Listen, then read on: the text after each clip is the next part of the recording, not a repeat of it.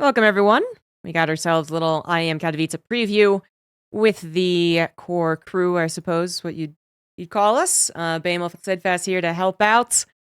I am on top, though, because I get to be, I guess. Special leader person right here in the 3-camera scene. We're going to talk about Katowice, and when we're done talking about Katowice, that's pretty much going to be it. So it could be a short show. I guess we might have some time for Q&A if it's about the actual tournaments, or maybe we'll open up the Q&A to, I don't know, the next tournament or the entire season, or I don't know, whatever's interesting. But welcome, everyone. Everyone who's here ASAP. Someone even came before the stream was live. Shout out to Flurry. But let's get into it. We got ourselves Katowice in about a week. So it is once again a 4-day tournament. It is not the global finals. I feel like this is the first point that we really have to hit home on, because I think the talent announcement proved more than anything else could have that people are still under the wrong impression that it is the global finals. And then I was talking about it on my stream. I don't know about you guys. And everyone was shocked to learn that it was indeed not the global finals. So that doesn't mean that it's not a cool tournament with the same production value you would expect and the same prestige and history that Katowice has always had. It's still in the Spodek Arena as well. And it's also $500,000. So even better, actually. It's a not global finals with an absolutely insane prize pool. Just want to get that out first and foremost. And then we can actually talk about, I don't know, I guess we'll start off the qualifiers. We'll go a little chronologically here. Did all of us cast the qualifiers? Yeah, probably. I cast North America. I didn't have time to do Europe, but I think I cast all of it, yeah. Yeah. It had some freaking amazing games. That was shortly before Atlanta, I believe. And it was, I don't know, it felt like every single series I was casting was actually a banger. Yeah. Obviously, a lot of the qualification matches were bound to be very interesting, but even the non-qualification matches I thought were really cool. And I don't remember what sticks out in my mind, actually, because I can look at any of these and be like, oh yeah, that was really good, and that was really good. So it was a really promising preview of the meta, and then Atlanta happened, and TVT was just absolute shit. But I don't think TVT happened during these qualifiers. Is maybe why we weren't alerted to it. So, and yeah, you can also easily avoid TVT in the qualifiers because there's like 7 matches going at once. You know, that's true. Like yeah, you're always going to be able to easily avoid a mirror matchup, and there were barely any mirror matchups except for, you know, the occasional one. Yeah. And the Cyclone thing hadn't really hit the meta yet, right? We started to see Beyond really do a lot with like just the mass Cyclone shenanigans like 2 weeks before Atlanta. And this was I don't know actually. Kind of right before then, if I remember right. Well, there is definitely the 8 Cyclone opener. That was being used, although not necessarily abused. And I personally had not seen any of the mass Cyclone games, but I don't think I cast Korea either. So maybe Cure Bunny that happened. It's the one TVT that happened there. I don't know. Steadfast caught that. Steadfast just dodge and weave out of the TVTs. Oh, absolutely. like Muhammad fucking Ali. Like, absolutely get that shit out of there. One match that actually really stuck out now that I see the bracket, because I'm not looking back at them. Firefly SOS. That game 1 of Firefly SOS had like 6 base trades. Like it was a 35-minute game or something, and it was one game of seeing world champion SOS back. And he was there. He was resurrected from, what was it? I don't know, 2014, 2016. He was resurrected from the past. It was amazing. One of the best PvPs I've ever seen. And then just got bopped in 3 straight games right after. Oh, okay. And it was like, fuck. Why can't you do this for like all time? That's too bad. But I think we also should be talking about who surprisingly didn't make it through. So a little preview of all of the qualifiers that happen. And as a reminder to everyone out there too, there's so many qualifiers and different versions and whatnot. These are all server qualifiers, which means that you don't actually have to be a part of the region. You just have to play on the server as a default. So as expected when that happens, the North America qualifier is generally more of a Korea 2.0 qualifier. And that actually did happen, but I will say that I remember during the cast, there was a little bit of a narrative up until that point, because it was the last qualifier, that actually the Koreans weren't dominating the other regions. Like Europe usually would have maybe like half, I would say, back in the good old days, or still all Koreans qualify through, even with horrible ping and horrible time. And only one who did it was Classic through Europe. So that was pretty cool. And then even in Asia and Korea, Asia actually had more of a showing than I feel like ever before. It wasn't just pure Korea. So we did have Coffee and Ryung make it through, as well as Firefly. And yeah, I thought that was actually very interesting. But they did come into America and kind of take all 4 of the upper bracket slots. But then good old Trigger and Scarlet still made it through. And Estrella has been seeded. There's 3 seeded players because they won all of the regionals.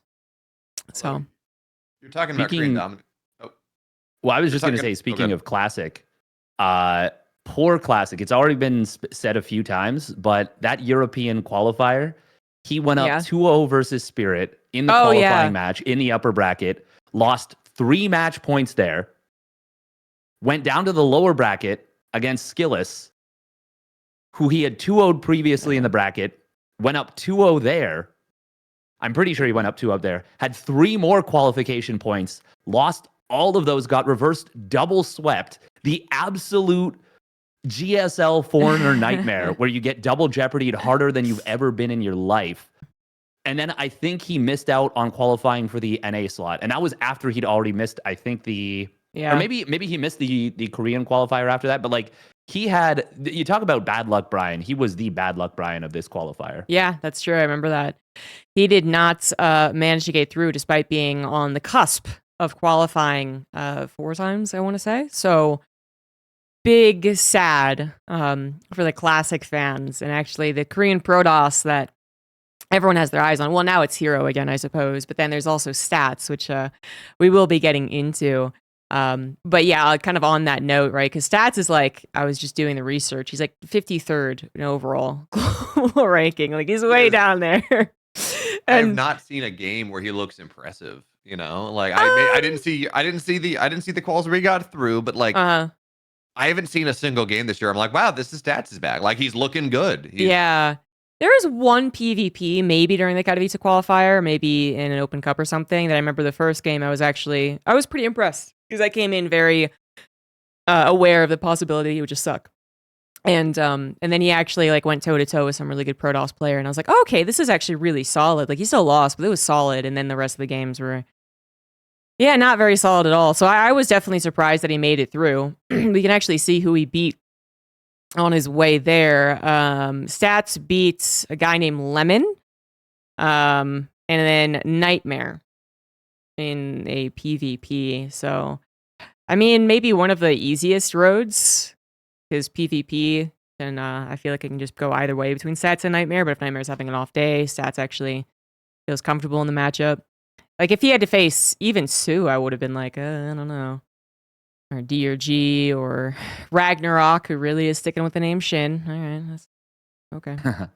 I like that it's all caps. That's fun too. He's like the third player in history that doesn't have like an abbreviation that is all caps. Like it's just Shin, but like Shin.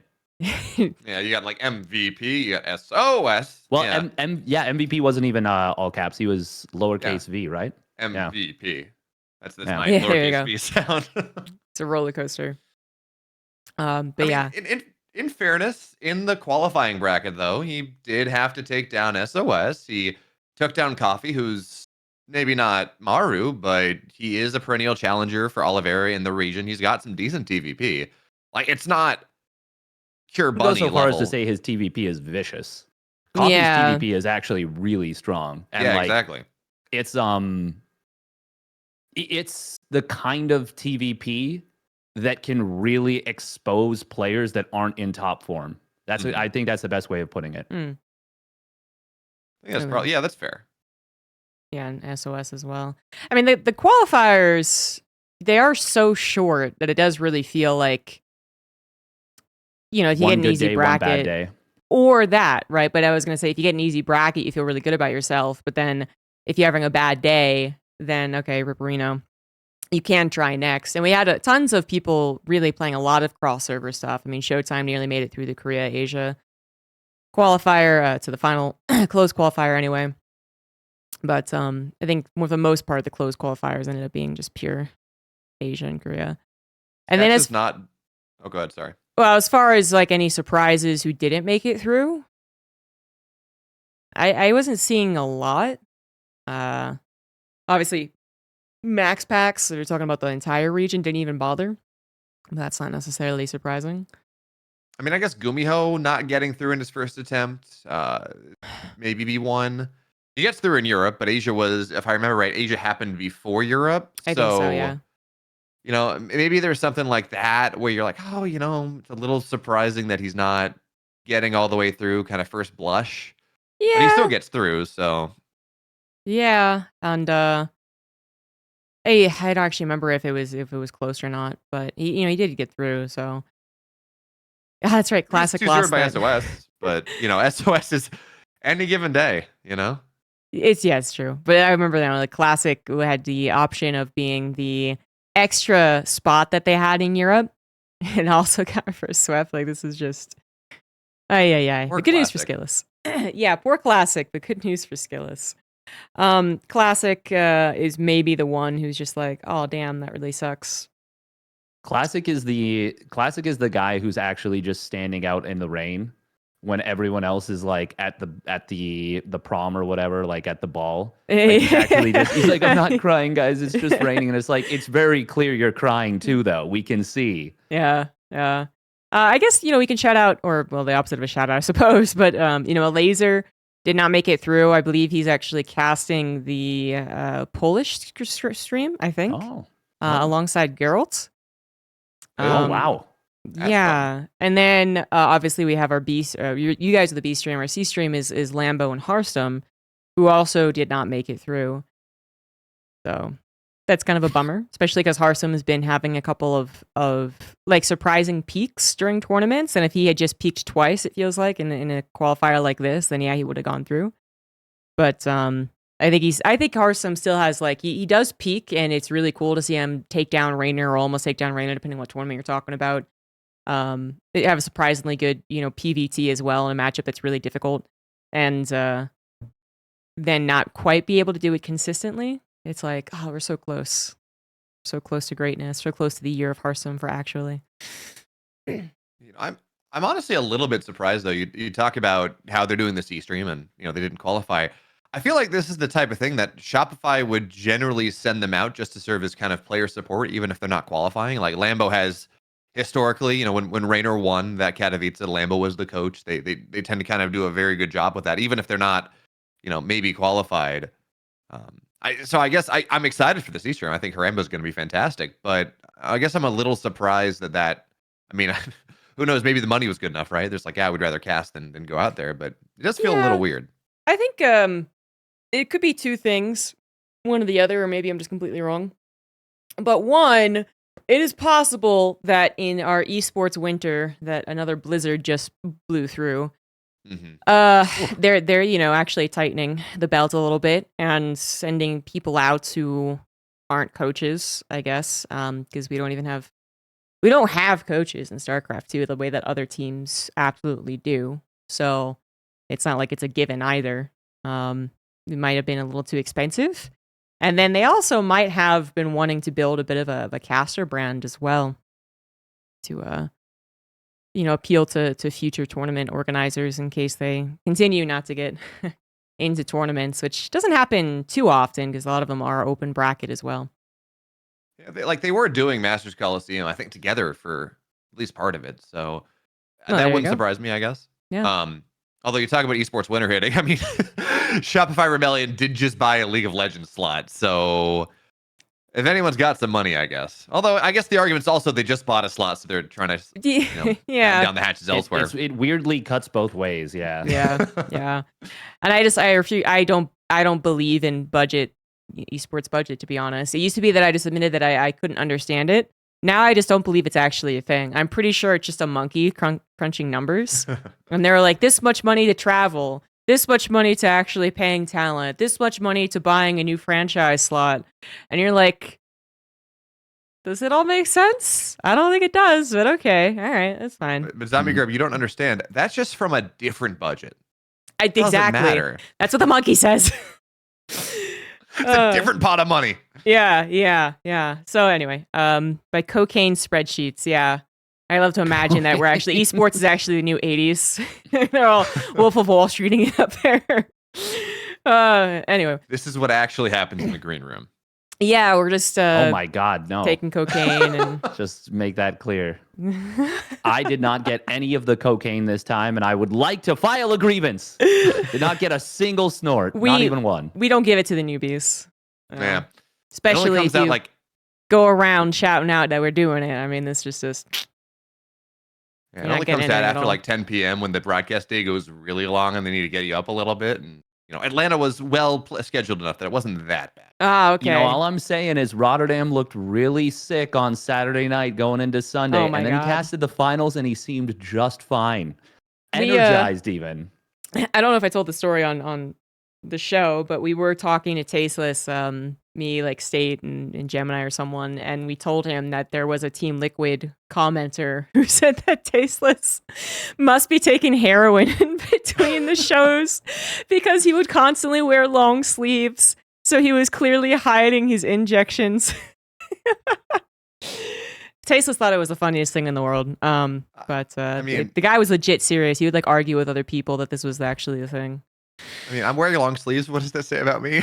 You're intravenous drugs, man. You're all on them. All on them. Stupid idiots. You wear short sleeves and then inject between your toes, morons. What's wrong with you? That's clearly Get on the my play. level. That's the professional play. You're professional. You're fucking out of your mind, drugged up, but you're a professional. Yeah. Yeah. That's how he comes up with the metaphors, That's how I know. That's how he figures he's Jesus. This is true. This is now explained. Any other among both worlds? What can I say? Any other surprises for the Katowice player list? Anyone missed out? I do have one surprise. It's not a surprise that he qualified. It's more that I was in pain. And that was the Trigger Bunny series, because Trigger should have won that game too. He threw it incredibly. He qualified through lower bracket. But in Americas, he's in the upper bracket. He's up 1-0. He's got this Golden Aura game absolutely closed out. And he just throws it away and he loses 3-1. He gets not reverse swept, but he loses 3 in a row.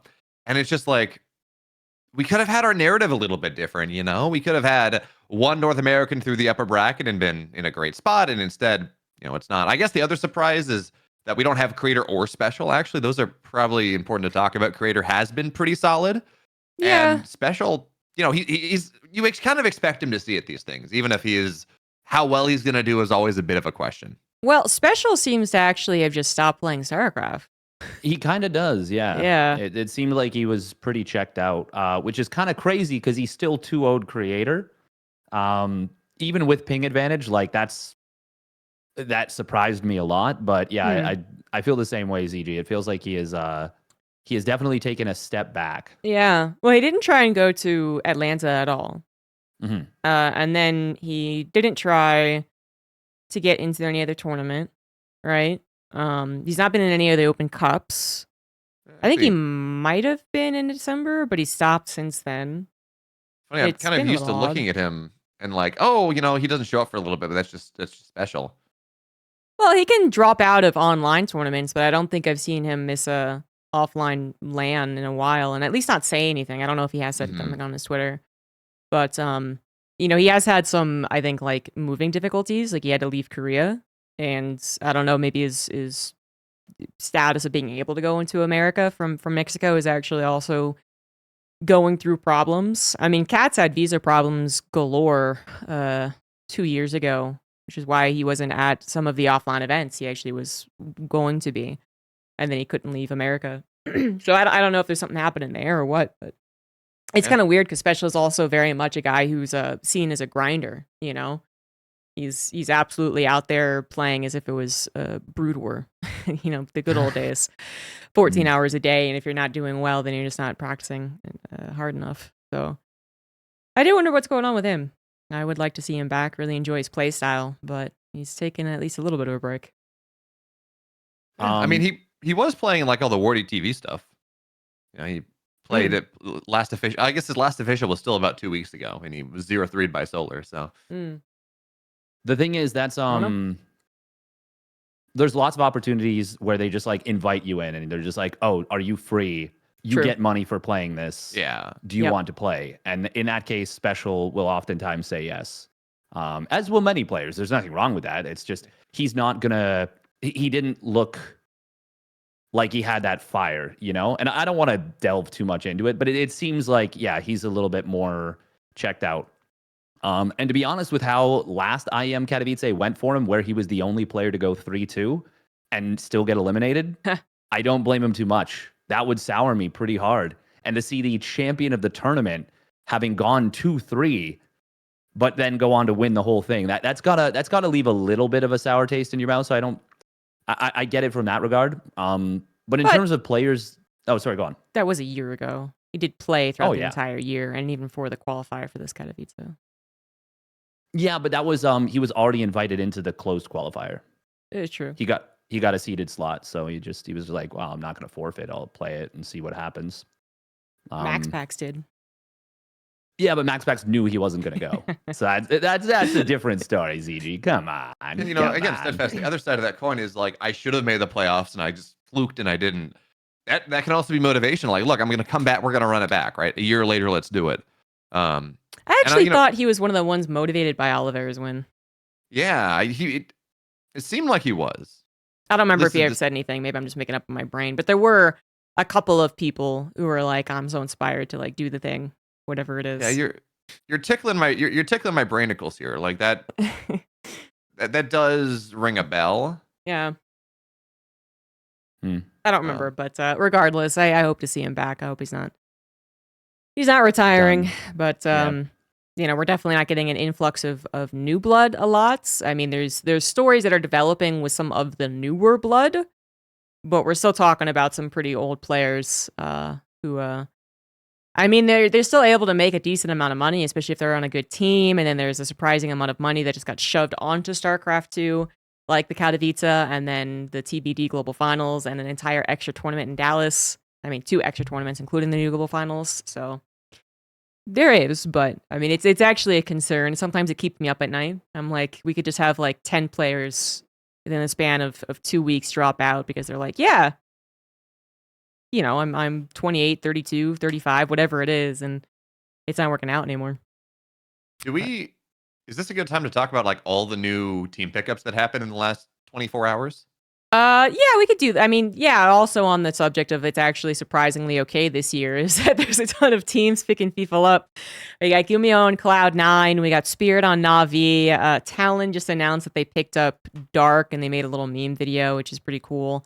If you are totally honed in on only StarCraft and you're like, what the hell are these teams and why is it important? Oh, sweet summer child. But these are really big esport teams. One of them even actually having been in StarCraft a very long time ago. But these are all really big name teams. I mean, the fact that they're tweeting results from these players every so often is far more eyes from a general esports sphere than StarCraft has had in like a decade. So it's pretty cool. I do love, by the way, that Na'Vi goes and they're like, hey, announcing our first foray into StarCraft 2. It's like, no, guys, you had a team a long time ago. I know you have forgotten, but the scene hasn't. No, I guess the question, though, is as we talk about this, because I had heard Dark was getting picked up by someone. I heard it was a big acquisition. I had heard that it might actually be bigger than the Cloud9 Gumio pickup. To my eyes, though, Talon is big. But Talon's not as big as Cloud9. Am I kind of off base on that, or? I mean, I would agree with you, but I also just am really biased for Cloud9 because I think they do great graphic design. Fair enough. And Cloud9 has always been really NA focused too. Yeah. I think Talon I think depending on who you asked and what esport they came from, you would get a different answer. Probably you'd have more traditional people say Cloud9, but I think there's a lot of people that would say Talon is as big or bigger. Mm-hmm. But once again, I think it depends a ton on where you come from. Because if you come back from like the old school CS:GO rosters of like 2015, 2016, 2017, you'd say Cloud9 for sure. It really I think depends on where your origin is. Mhm. There's a lot of examples, but I think I would probably say Cloud9 bigger, but I could see different results. I mean, depending yeah, on I who you guess ask. They don't have StarCraft up on their teams. not yet. Get with it, Talon. Come on. But they got You had Pokemon 24 Unite. hours. God, I think that's great. I love that Pokemon Unite is in esports. All right. Sorry, go on. Those Pokemans. You're gonna play. You're gonna play Call of Duty on your Nintendo. Actually, you will be able to play Call of Duty on your Nintendo eventually, Yeah. because of the Microsoft acquisition. But Ha! you know, Cloud9 Oof. wins. They actually have StarCraft 2 on their teams. there we go. Cloud9, woo! For a second, I looked at the stream and I just saw Real Talk Strategy, and it just the way that it for like a quarter of a second it blended in with the website, and I was like, oh my god, they're advertising your I wish. stream on the Cloud9 website. That's amazing. Yeah. That was not the case. No. All right, Navi. Navi has it. Woo! Way to go, guys. Hey. Appreciate it. There we go. All right. Now- Jared was very happy to join Navi. I will say that. I'm not going to get into the details, obviously, and I don't know the details, but he was very pleased to be joining Navi, and it is like you can say C9 is bigger, you can say Talon is bigger. I don't think there's a team out there. Is there any team across any esport that has been around for longer than Navi? Like I would say Team Liquid would be the only. I don't know. Maybe Mouse? Yeah, I was gonna guess Mouse. Yeah. Is there any team that, because Fnatic folded, right? No, Fnatic's still around. Fnatic is still around. Yeah, they got Is a league there- team. They don't have a Dota team Fnatic is anymore, I still don't around. think.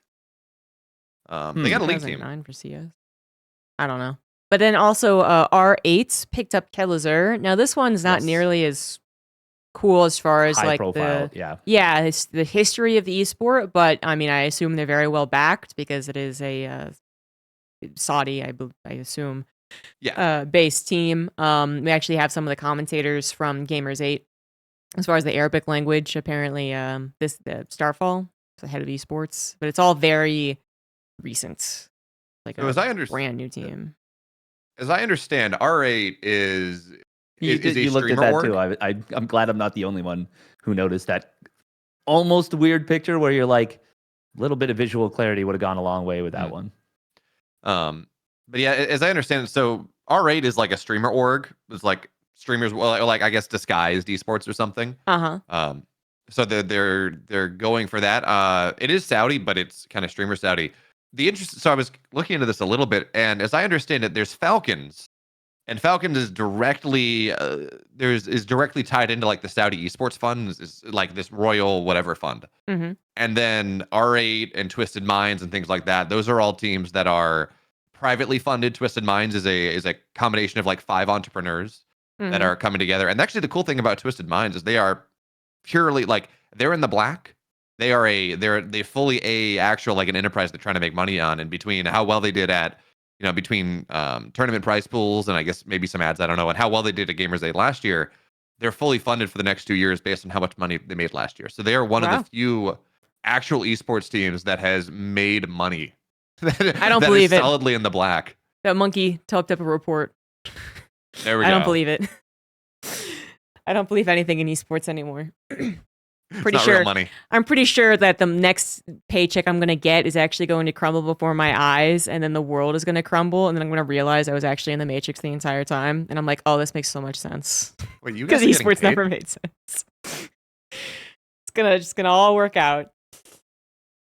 So what happens when you wake up and like none of this was real? Like absolutely none of it. Like I feel more sane, honestly. In some ways, yeah.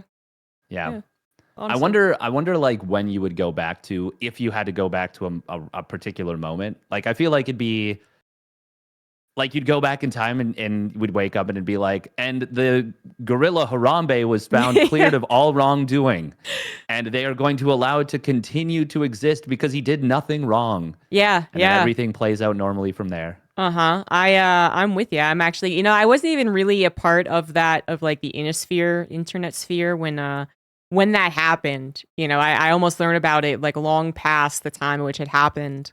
But I'm a big believer in that theory. That is when the time traveler didn't do his job right. Yeah. And, the timeline has diverged and now it's terrible. Spider-Man's the bad guy and you just don't we doesn't need make to any send sense. we need to send the one time traveler who stopped the murder hornets from becoming like a truly devastating thing in 2021. Because whoever that time traveler was, he did his job right. That was like going to be like a world devastating thing, and then just nothing happened, and nobody said anything, and we're like, okay, cool. Yeah, that's true. I mean, you can talk about Harambe all you want, but the Mayan calendar ended in 2012. And that's kind of when the esports boom started around the same time. Everyone was worried that it was going to be a tsunami and flame, but it really, it just rebooted things. There's been some tsunami and flame too. Like there has been, yes, but like the entire world ending. 2012 is definitely something you can trace back to as a year where things kind of went off the rails. There's so many actually. Mm-hmm. Back to the qualifier. I have no idea. We were talking about new teams. That's what we were talking about. Yes. And players that were disappointed that didn't make it. Yeah, well. yeah. I have a big one for that. Okay, well, personal big one. Go ahead. Nightmare. I am really sad that Nightmare didn't make it in. He has been, granted, he's been very spotty and he hasn't had his big breakout yet, but he has looked really good a lot of times. And I really feel like if he can just get to one of these big tournaments and just get like all the stars aligning, I'm not saying he's going to have an Oliveira like run, but I could see him getting a really great run in a tournament and really impressing people. And people look at him and they're like, oh my God, who is this guy? Like, what is he doing? He's flanking with zealots from 3 sides. He's perfect blink micro. Like he's actually got the mechanics to be a Protoss heavyweight. And I know that we're not gonna see him, win a tournament. I'm not saying that, but I would really like to have seen him had a chance, especially when you look at some of the players that did qualify for IEM Katowice, and not to take anything away from them, but like I'm not looking at a lot of the players that made it through and thinking like, damn, I'm really glad we have this player here over Nightmare. Mm-hmm. I feel like Nightmare could have left a mark in his current form. Steadfast, you talk about him looking really good and setting up these flanks and having mechanics.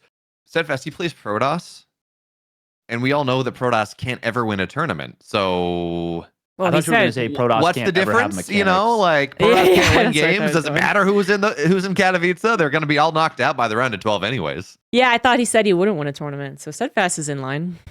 There we go. Yeah, no, I was saying I'm not expecting him to have an Oliveira like run, but like I would have loved to have seen him, drop him into Group B, for example, in place of Stats or in place of Shin, or drop him into Group D in place of Cyan. Now Group D Group D would be just drop him into an actual real hurricane. Like you'll have a better chance of surviving.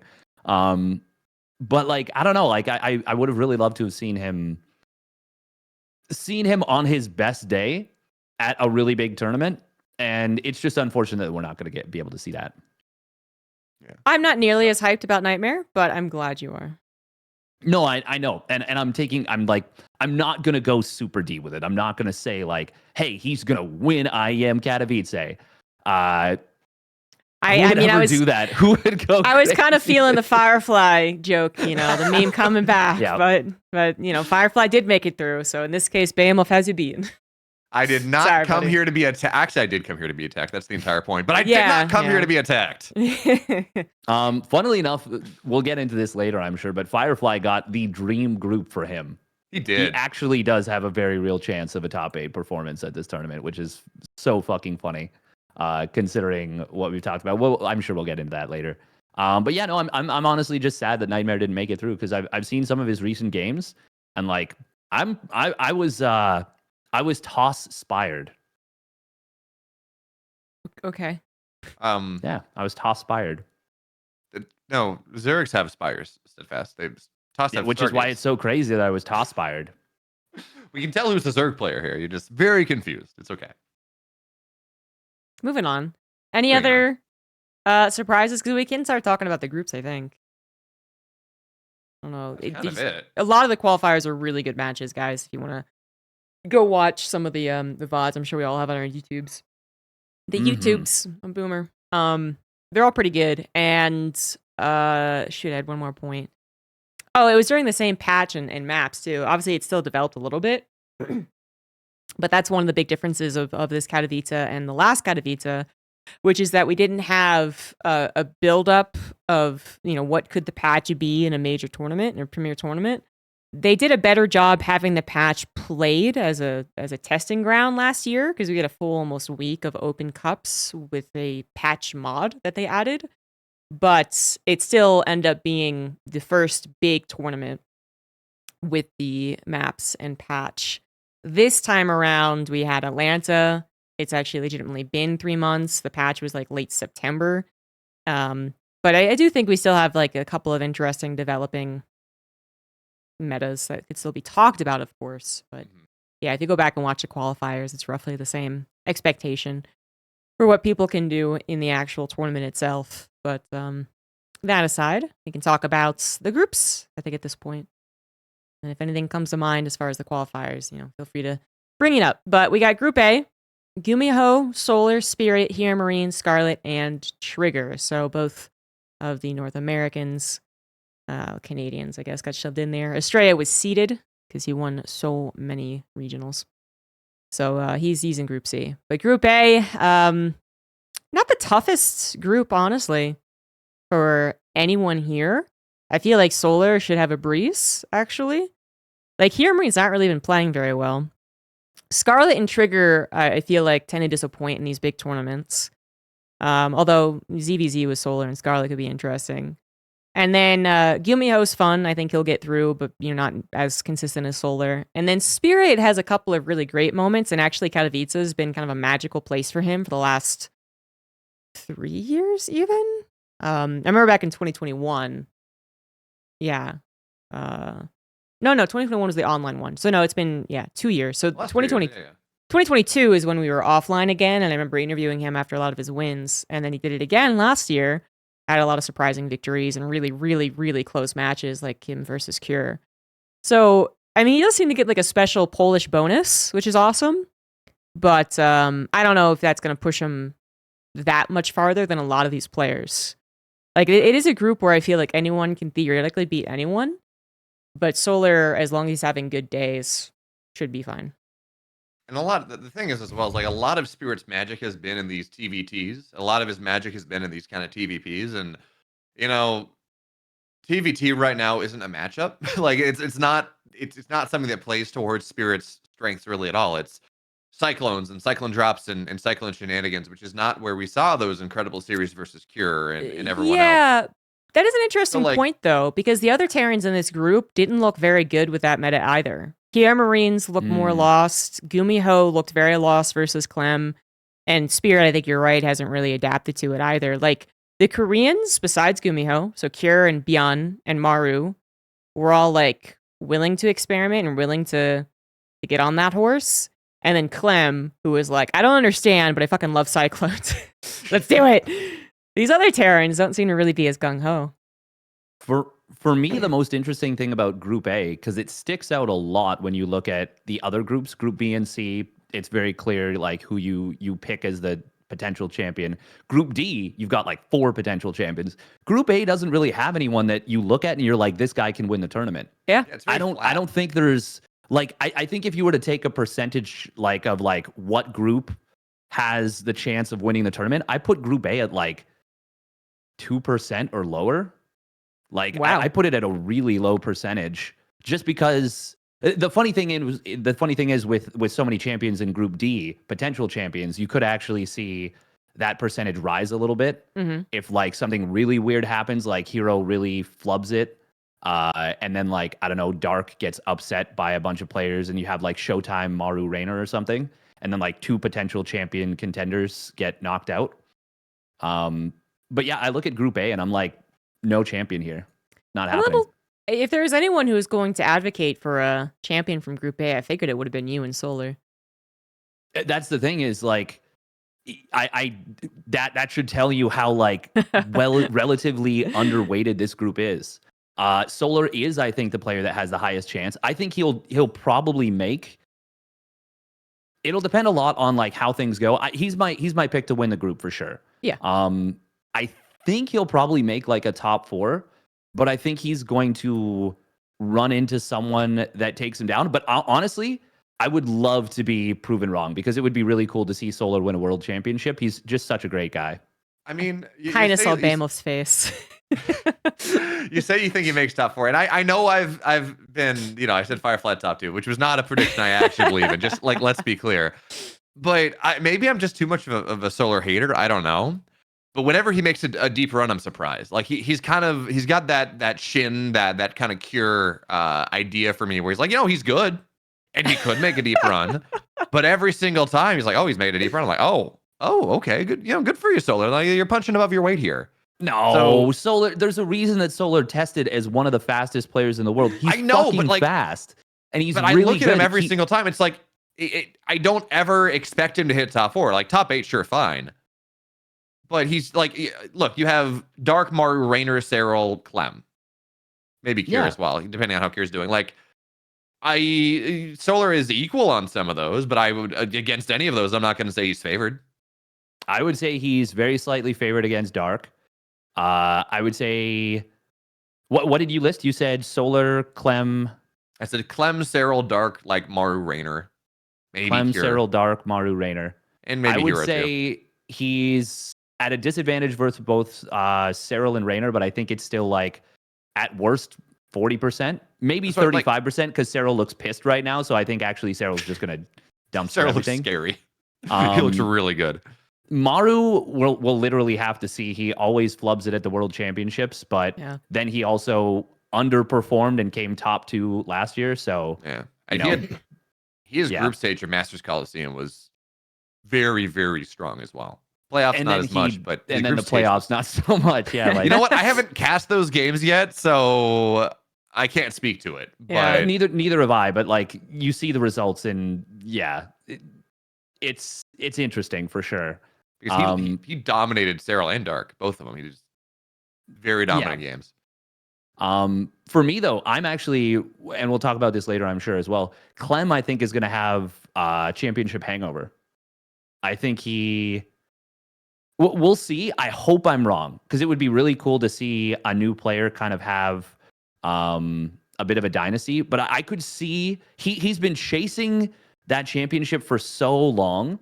I could see a little bit of fatigue set in, like mental fatigue and like I don't know. We'll see. I want to be wrong, and I don't necessarily. I'm like, I want to hedge my bets on this, but like it's just an instinct I have, He doesn't That's fair. seem like the type to me to have that so much. I mean, if anything, he might just be overburdened with expectation. Yeah, that make the playoffs. That kind of falls into what I'm talking about a little bit. Like it's a broad thing, but it can manifest in a lot of different ways. And sometimes that is that like extreme expectation on yourself where like everything's been going right for you for so long. And then suddenly it starts to like crumble a little bit because you maybe took 2 weeks off or something. We'll see. We'll see. I could be very wrong, and I would welcome that. Yeah, and I guess we'll kind of move on to Group B a little bit because Clem has looked weird the last couple of weeks. His versus Protoss actually doesn't look very good. Initially I was kind of like, well, it happens, but now it's kind of been consistent. He's really had to change his style if he does win against them. Like versus Creator and Australia yesterday, he was just playing super passive. And he hasn't really figured out, it seems like, what Max Pax has figured out to defeat him so consistently. So, I mean, but the thing is that Max Pax actually does that thing across all matchups, it seems like. I mean, particularly PvP and then somewhat PvT nowadays, where he will be beating some of these guys that other Protoss players are like, oh, it's so difficult. And they're like, oh, we'll go study the guy that beats him. And then they won't be able to replicate whatever Max Pax does.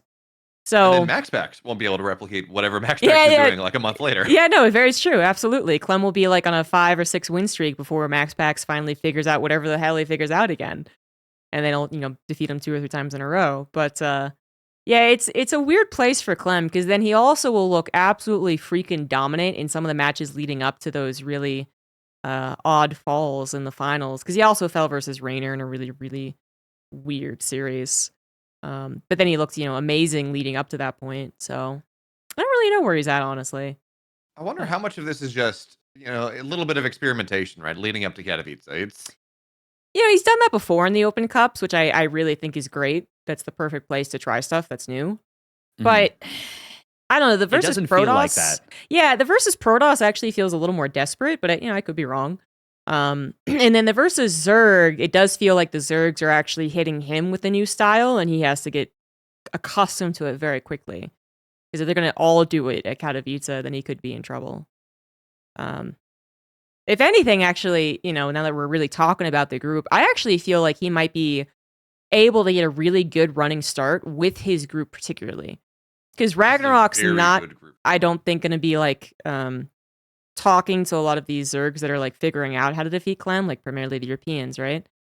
And I don't think he's generally a strong Zerg, which I'm kind of a hater, I suppose. I know he made top 4 last year. I don't care. But and then his TVT actually is still someplace where he looks really dominant, and he looks like he's having fun, and he looks like he understands what he needs to do. And I don't think stats is particularly strong, so he could get a really nice running start in Group ZombieGrub, B. he's really lucky because TVT is not a matchup you need to have any understanding. You just build 2 cyclones and a medevac and You go micro. across the map. You don't have to have any. There's no depth required there. I mean, if you want to, you can be cure and try, but why use many cyclone if you cyclone do trick? That's actually kind of what Clem does, but but it is going to be interesting, if the Korean Terrans, and we'll include Oliveira in that because he plays on the Korean server all the time, are really pushing this cyclone meta.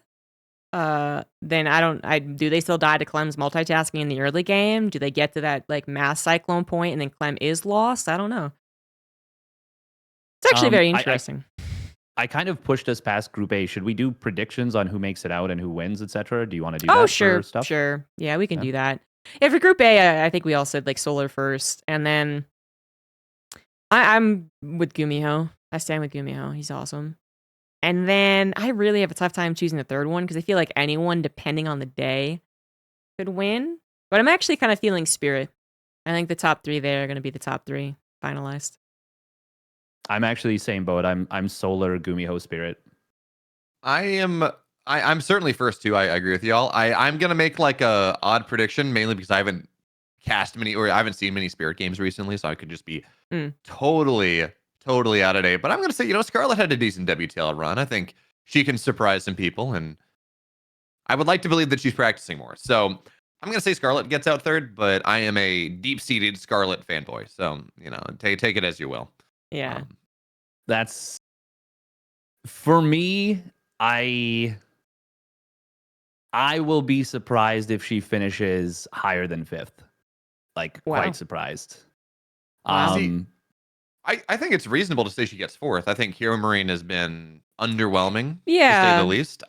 She can absolutely beat Trigger. She's, it kind of goes back and forth, but offline Scarlet's far better than offline Trigger. So I think I think 4th is the expectation, and then if she takes ZVZ off Solar, maybe she's into 3rd. If she beats Spirit, she's in 3rd. Like it just takes one series off of expectation for her to move through, and I think that's pretty reasonable. Yeah, I think it's reasonable. I don't disagree on that. But I mean, I chose Spirit because as I said, I kind of felt him for the Katowice magic. That's he fair. has been That's very fair. experiencing it for the last 2 years. So I would love more than anything for Trigger to come in and just absolutely lay it on the table. Yeah. That would make he me will, but it'd so be happy. super cool. Mm-hmm. Yeah, because he's been grinding. Obviously, he hasn't had the big result yet, but it would be really cool to see. And I do think he's got the capability. Like there are many pros. So similar to how I referenced Solar being like measured really high in terms of speed. I think if you did Trigger on the same test, I think he would rank in like really high for player speed. Like if you talk to some of the other pros about Trigger, they're like, this guy's fucking fast. Like this guy is actually insanely fast. Like players that are very honest about their own lack of speed. Like if you talk to like Harstem, he's like, I couldn't believe how quick Trigger was. Like Trigger is a player who has the capability to be, once again, not necessarily a championship winner, but to absolutely be a heavy hitter and take down some of the bigger names in StarCraft. Yeah, but I think he's very much Gohan before, the android head tells him to let go. He's very much full of untapped potential, because in the same way that he's a very fast player, he actually makes some of the most precision mistakes I see amongst the pros, which is not a lot, just to be clear. It's just that when you notice pretty, you notice it a lot because it doesn't happen a lot. So it feels like he's very much like unrestrained talent that needs to kind of hone in. A lot like I actually usually would attribute it to this to Terran up and comers. They almost always seem like they're too fast for their own good and they can't control the power that's emerging and stuff. But Trigger's kind of in that same boat too. Right. I figure he'll eventually start to kind of like constrain himself in a really appropriate way and then he'll be very, very good. But I'm not sure it's going to happen first at an offline tournament. I think we'll see it develop online and then offline. And that's why I have him as my. That's why I have him as my heart, but not brain pick. Yeah. I mean, if I'm going heart, it's Scarlet Trigger 1-2, and they somehow tie for first, and then they share the trophy at the end too. They run on a parallel track, and we have a double Canadian champ. If we're going heart. I mean, like he is slowly getting there. For the longest time, he couldn't beat Estrella, and then he was losing. He was going up 2-0 and then losing 3-2 in qualifiers to get into like home story cups and to get into other things. And he's like started to do better there. He has been doing better in regional online competition. So like he's not where he needs to be, but we are starting to see some of that evolution. I just don't think he's there yet. So yeah. I love Trigger. I think he can, but I look back to the Bunny series when he tried to qualify and he was just in this dominant position. He throws 3 games in a row, and you're like, okay. Yeah. I really think you could have won those games. Depend on the day. I really do believe that this is not it's not necessarily a powerhouse group with a lot of haymakers being thrown, but we'll see. It will be an entertaining group, though. It will be really fun to watch. And who knows, maybe Hero Marine out of nowhere comes back and recaptures that form he showed. I don't think that's going to happen, but he came top 4 at Katowice 2 years ago. There's more potential than I feel like I've like shut down all the hype for this group just because I'm like, there's no champion there. But we could see some interesting runs, and we will see some very entertaining matches from that group A for sure. I think it's a group that absolutely is going to have those, like, we're going down to the calculations of the rule set to figure out what's going to happen. And that's pretty fun. But yeah, let's move on to Group B. So we already talked about Clem to death. Obviously, we have the world champion, who is still world champion no matter what happens in this tournament because it's not the world championship. Oliveira. He wasn't able to play in Yangtze. He did play in Atlanta, had a decent showing, but obviously there's I mean, he would probably agree, there's a very slim chance he can win Katowice again. He's just not the expected victor, but as always, even leading up to his win last year, he's always been a very solid Terran. So, making it through a group isn't as surprising as kind of the general public tends to believe. Obviously, winning was very surprising. Making out of a group, very realistic. His TVT can be, in my opinion, hit or miss, and I have no idea what is happening with the meta on the Korean server. Like, I just have no idea.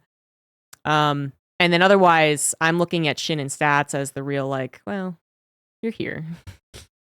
Good job.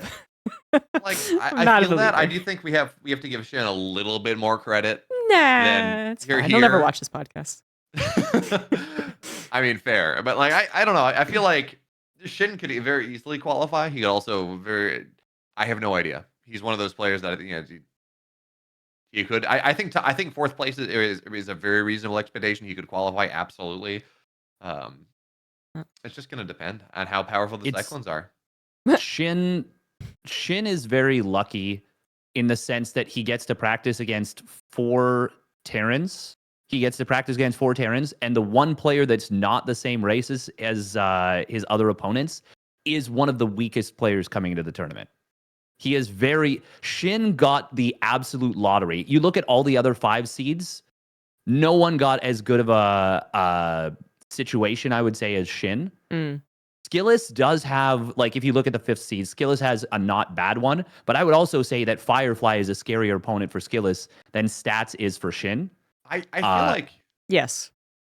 And that's not to say that Stats can't beat Shin. He absolutely can. If Stats could show up and make us all look like idiots.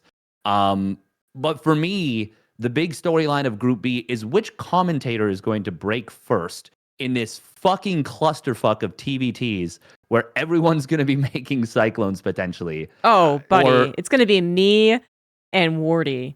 All TVT long. Because you're like, what about Demo? Isn't he still a Terran? And you're like, yeah, but he's going to cast one of these fucking Cyclone matches and be like, oh, no, it's all right, mate. You can go ahead and cast that. There are 3 streams, okay?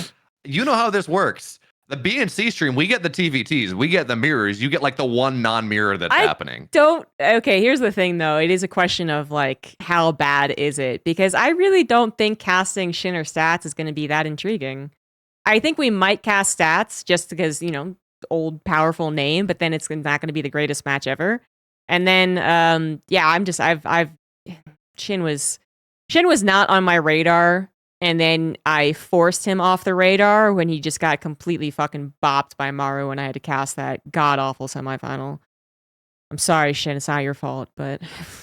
He's like the worst. Maru is plus 55 in maps or something like that against him all time. Yeah. Like, there is no one one that Maru unfair. is victimized. It was unfair. If you watch their games, it feels like it should be worse. If you watch their games, you're like, how is he only at negative 55? Like, it actually, some of the games legitimately look worse than the stats would say. And that's fucking insane because it's like a 98% win rate or something stupid. It's like, absolutely bonkers. And, you know, especially considering Shin, he was top 4. Granted, he probably shouldn't have beat Cyril, and that was Cyril leaving too early. But even like, he played well enough to get there. He's there. He's a GSL semifinalist. Actually, he had a final once against Maru, right? That Maru annihilated him. So like, he's a good player. He's just one of he's like Baby Dark, you know. I mean, he's one of these players that we not. What? No, he's not. Don't you dare. That is I can't believe you just did egregiously that. wrong. Oh my god. Oh my god. I don't think there is a comparison for a Shin. I don't think. Absolutely not dark, okay? Like, I don't even care if you're talking about play style, all right? He's the anti-dark, if anything. Yeah. He gets himself into good position sometimes and then finds ways to lose. But you can't, no one has the swagger. Yeah. Okay, when I say Baby Dark, I'm saying like he's the Korean Zerg other than Dark that like really likes his roaches. Is the kind of the thing there. I guess. Yeah. That's like Rogue Eraser then too. That's like Rogue isn't playing Steadfast. So. He's in the military. He doesn't count. But I gotta give that to Beowulf, I guess. But yeah, but that's like saying like, you know, like, wrong. Your son went away for a little while, so you like found a random kid on the street, an urchin, and you picked them up and you're like, he's my son now. Isn't that what everyone does? All right. I'm pretty sure that's how the world works. Moving right past that child abduction. Did that not happen to you? Like, I thought just me. Is it child abduction if it's a street urchin? Yes. Yes, it most definitely is. It is. I think it might be worse because there's no one to defend them. But I mean, assuming that you give them a loving home is what of course I know. Oh, okay. Well, in that case, I mean, plenty of candy in the van. Oh God, Jesus Christ. I'm like trying to bring it back up, and then Bam was like, "What? Get the fuck out of here! We're talking about really morbid shit." That's how you just make sure they go to the nice, loving house properly. It's a nice, very comfortable. It's a very comfortable van. It's van life, you know. Plenty of candy and van life. I'm trying to think of who Shin actually is a comparison to. Yeah, let's talk about StarCraft. Yeah. I put him like on other races. I put him and kind of Cure in the same boat where they're decent, but there's nothing that really stands out to me. To me, he's the Zerg Patience. That's a good one. Yeah. Because Cure is so clean with like the first like 12 minutes of the game, you know? Like Cure is like he is, if anything, Shin is like if you rolled a d20, but it was a person. You know, like is that a comp? No, it's an insult, right? well, I mean, it's completely random. It's totally up to how the dice rolls. Like sometimes you end up on a 20. Unfortunately, Shin's 20. Insult. It's a really good one. Shin's D20 unfortunately had the 20 rubbed out. So like even if you roll on it, it just says roll again. But the number of times he comes up with a 1. Oh my god. He's a fucking 8-ball. Yeah. Ask again later. I'm in the semifinals versus Maru. You son of a bitch, I can't ask later. All right, we're good. Is Shin the Korean Bly? No, because Bly has even his own magic to him. Yeah. That might be the Shin is not nearly cheesy enough for that either. Shin can be pretty cheesy. Shin can be a very cheesy boy. He can. I mean, he can be, yeah. Bly's multitasking is better than Shin's. Man, that is some... Bly has that really is good some significant haterade that you're... I mean, he is still a GSL finalist at Fast. Like, he is still a Katowice quarterfinalist, even if it did take a little bit of luck. So he gets like a finals and a regional. Does that really matter? Bly can't even get a Bly can't even get a finals in his regional, ZombieGrub. Like, just saying. That's true. No, I don't know what Shin is comparative to, but Shin is uniquely Shin, which means that occasionally he absolutely bombs. So yes, that D20 gets that 1. You're starting to wonder if it's weighted sometimes. Against Maru, it absolutely is. Yeah, Shin's one of those kids that, like, you know, you're playing board games growing up, and he's like, I'm gonna scratch the dice up so I can go and like get a better rolls, but he does it wrong, and it's kind of self-inflicted. You know, he tries to weight his own dice, but he screws it up. He tries to cheat in Monopoly as the banker, but he gives you more money, and you're like, dude, okay. Oh, sure, Yeah, fine, sure. thank you. No, I don't know. Like, people are looking at the scoring, you know, getting into a Lilac and all that. The thing about Shin has always been that you can't deny his results. This is why we're bringing him up, even if I made a joke about GSL regionals. You can't deny his results. So, but to me, he is the begrudgingly good Zerg who every time you begin to believe in him, he absolutely completely fails. He's Bomber. Oh, okay, yeah. As far as the belief and then the utter crushing defeat. Yeah. Bomber won a tournament. Multiple tournaments. He did. But Bombers, some of the fans of Bomber, you know, using their canes and their walkers to get around life nowadays, because it was a decade ago, will tell you that one of his legacies was 100% crushing disappointment. But ZombieGrub, his macro is so good.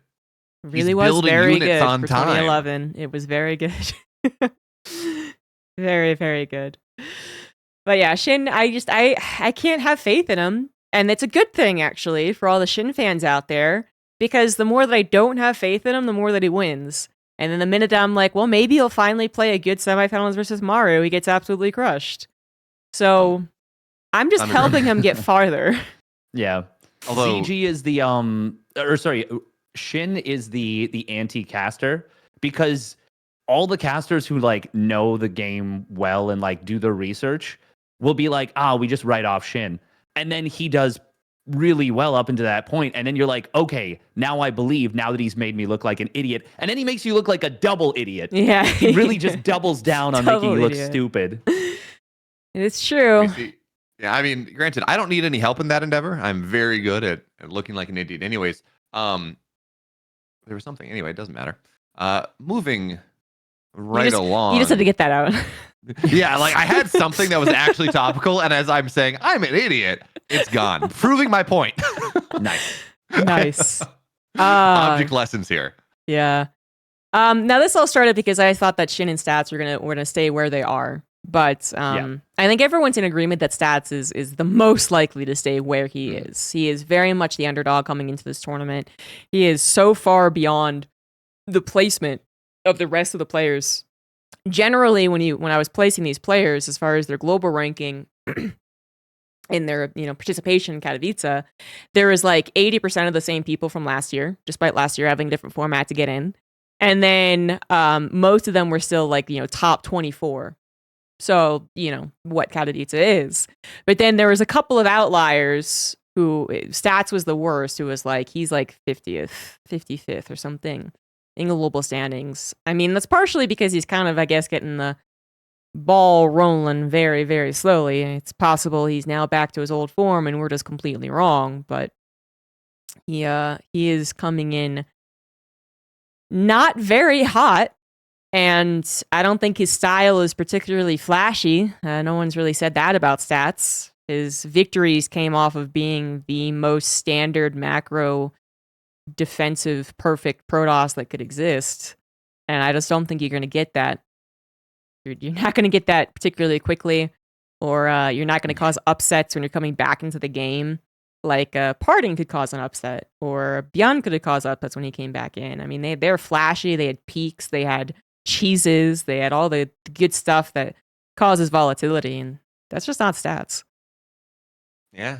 I mean, I talk about people that we wish it's, and granted, he was never going to show up because just when he came back from the military and when the qualifiers were, but talk about players that we would have loved to see in this tournament and we don't see in this tournament. Parting has been looking probably the best return from a military we've seen. I granted he's not winning GSLs, but he is like he's like a month back from military at this point. He takes down Beyond. Like he's not there yet, but like the initial peak or the initial slope, the initial like ramp up back to relevancy is a lot faster than Hero was. It's a lot faster than Classic was. I guess to me, like it really was a peak though. I mean, people made 6 Reddit threads about one fucking Open Cup tournament. It was insane.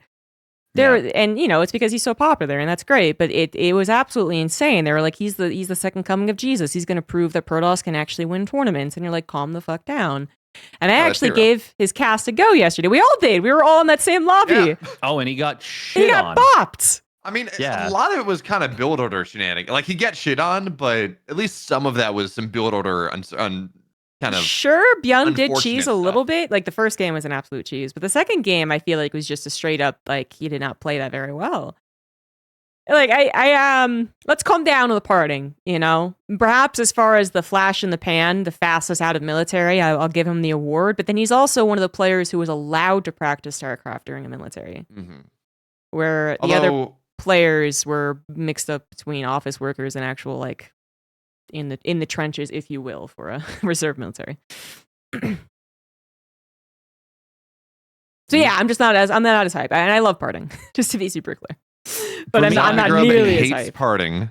I think Shin is a horrible player. That's true. Stats has no shot at winning anything ever That's again. True. That's true. I'm slowly becoming a Korean do we hater. need to get clipped here?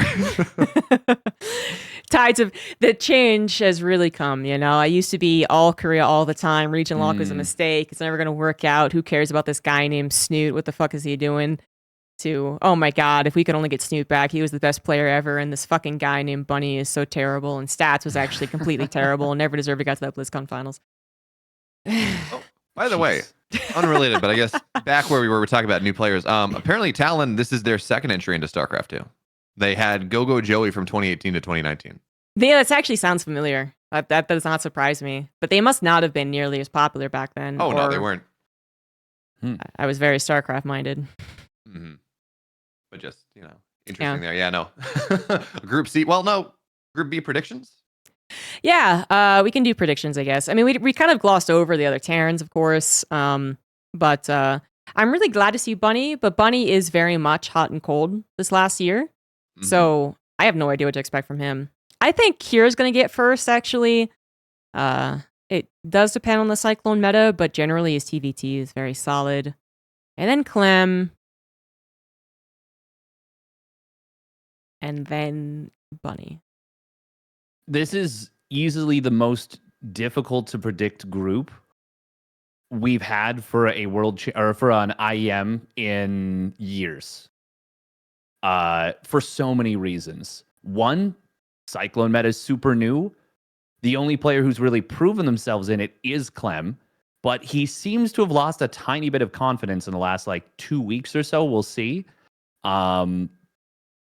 Oliveira is obviously the defending IEM champion, even if it's not the world championship. But yeah, will he show that form again? Highly unlikely, but not actually impossible. Bunny, like you said, very unpredictable. Cure, the most standard, super solid of everyone, but at the same time doesn't have that like miracle stat, that miracle situation. And that means that like if everyone else comes in and is super stellar, then he will look ordinary by comparison. But if everyone else comes in and isn't that super crazy championship level form in that group, Cura is going to stand out as being really good. So all of the players, literally all 4 of the Terrans in my eye could win the group. And then once again, if Shin comes in with some absolutely bonkers prep, he could end up coming like top 2 in the group. Like this is actually the most unpredictable a group has been, in my opinion, for a very long time. And that's cool if it wasn't maybe centered around a bunch of games that could have just mass cyclone. So I really hope that we see just standard TVT, and I really hope it's fun. But I'm also worried about my sanity for this group. And you guys might get all the casts. Yes. You know, I'm one vote amongst 6 commentators, so yeah. Sorry guys. For me, I am gonna go Clem.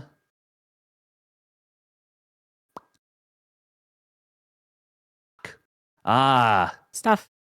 Clem Oliveira Shin. Yep, I'm doing it. I'm fucking going crazy with it. Wow, okay. All right. The disrespect on Cure though. I know. That is some significant disrespect on Cure's name. I know. Like, and he should win this group, in my opinion. But I'm going with but not enough of your opinion to put him in top. Well, 3. I'm going with the insanity of the group, and I'm leaning into it. All right. Okay. All right, Bamwolf. The good news is you don't have to be the outlier, the person who gives the insane prediction. I mean, I'm pretty much down the line here. It's Clem probably tops. I think his early game Cyclone aggression is enough to beat the rest of the Terrans. Cure's second place. His TVT is very solid. He's got really good TVP, so stats dies to him, and then who knows what happens with Shin. I think Shin gets third, though. Oliveira could very easily do it. I'm kind of tempted to go down the line Clem, Cure, Oliveira, but Shin on a good day, he can be really solid. I think the kind of the meta favors him a little bit with these roach plays and maybe some infestor shenanigans. I think it's reasonable. I don't think he beats Clem, and I don't know that he beats Cure, but I think he beats Bunny in stats, and I think it goes down to kind of a rubber match between him and Oliveira. And I think there's a pretty realistic shot that he beats Oliveira. I mean, Oliveira did look good against Cyril at Atlanta, but I don't know. I feel like Shin kind of squeaks into third place. Yeah, I think it's a very solid prediction. If you do think of the matches and what it'll most likely boil down to, then I think it's a very good prediction. So I'm not actually hating on Shin. I just I'm just helping you guys out. The more that I don't believe him, the more that he wins. And now what you're doing here, ZombieGrub, is you're just you're getting ready for some sort of general amputation. You're letting everyone know how much you hate your Shin. So then when you're you're walking along and you got a cybernetic leg, it was telegraphed. Yeah. I like how my shit talking spoke for the entirety of this group. I mean, I was also on board. I think part of why I picked Shin is like a little bit of guilt. Like I'm like, okay, we've like beaten him down a bunch. Now it's time to raise him back up, just build him back up just a little bit. Boot camp. All right, Group C. This is very familiar. I think we did the exact same thing last year. I do believe that. And then he made it out. He made it to top 4. I don't know why there's no matches that are set up yet, but Group C. And we haven't gotten to Group D. This is how the alphabet works, chat. Group C. Cyril, Beyond, Estrella, Kelazur, Skilless, Firefly. Obviously, I believe Cyril is going to get first. I don't think this is a particularly difficult group for him. It's one of the easiest. Does he drop a map? Yeah, that's more of the question yet again. Team Liquid is all abound with conspiracy theories. Lol, once again, Cyril gets the easiest group in Katowice. That's why he gets so far. Not actual GOAT, blah, blah, blah. Group C is not the easiest group, though. It's one of the easiest for him, maybe. Like, obviously, if you got Clem, for a championship. If you were to drop any of the championship contenders, it would be the easiest for them, I think. You drop Clem in there, and I don't think it's that easy. Yeah. Yeah, but then they'll fall first seed. And then like Solar, I think also would have been kind of difficult for him. Would have been kind of scary. And then I mean, I guess that's kind of it. Or well, Ragnarok actually would have been really fun to have in the same group. See if he gets revenge at Katowice. No, we got to wait to the round of 8 for that. Uh, You could drop Hero into this group as well, and it might be a little dicey. Apparently, only because of recent results, though. I mean, if Masters Coliseum didn't happen, we'd be like, Hero, what are you even doing here? Thank goodness. I'm glad that Hero's back on the up and up. Can't actually see that I have his giant card. Never mind, I'll get it later. But yeah, I do think Cyril right now has one of the easiest groups. I think Beyond actually is the only one who can threaten a map. Mm-hmm. Because he's done it before. But everyone else, I'm pretty sure, doesn't. Yeah. Yeah, like Estrella's been looking really good. He's had these. He won an EPT Cup a couple weeks ago. Like he hit top 4 this week. But like on the flip side, I talked to him like, hey, can you talk to me at the Protoss matchups a little bit? He's like, no, I don't feel comfortable like in any of the matchups right now. Like talk to someone else. I don't have a good understanding. So even if the results are there, like the confidence does not appear to be. So yeah, it's pretty much just Beyond. Firefly. And yeah, where's the Firefly talk? Come on. I mean, I was all on board, and then I saw the PVZ he played against Raynor in Masters Coliseum, and I'm like, his other 2 matchups are really good. I saw his match against Clem last week, and it was bad. Like, you guys cast that? That was bad. Firefly looks completely lost. That's how Firefly works, though. You know, like he just sometimes. What's the best analogy? It's not throwing spaghetti at the wall. It's throwing unknown matter at the wall and hoping that it becomes art. And sometimes it does. But most of the time you're like, get that shit off my wall, man. Like, what the fuck is wrong with you? Yeah, I don't I guess. I mean, I actually absolutely believe that Firefly could have done better than what he did versus Clem. I'm not taking that one best of 5 as fact, but it did not give me a lot of confidence. It looked very desperate, but then apparently he's done other good things.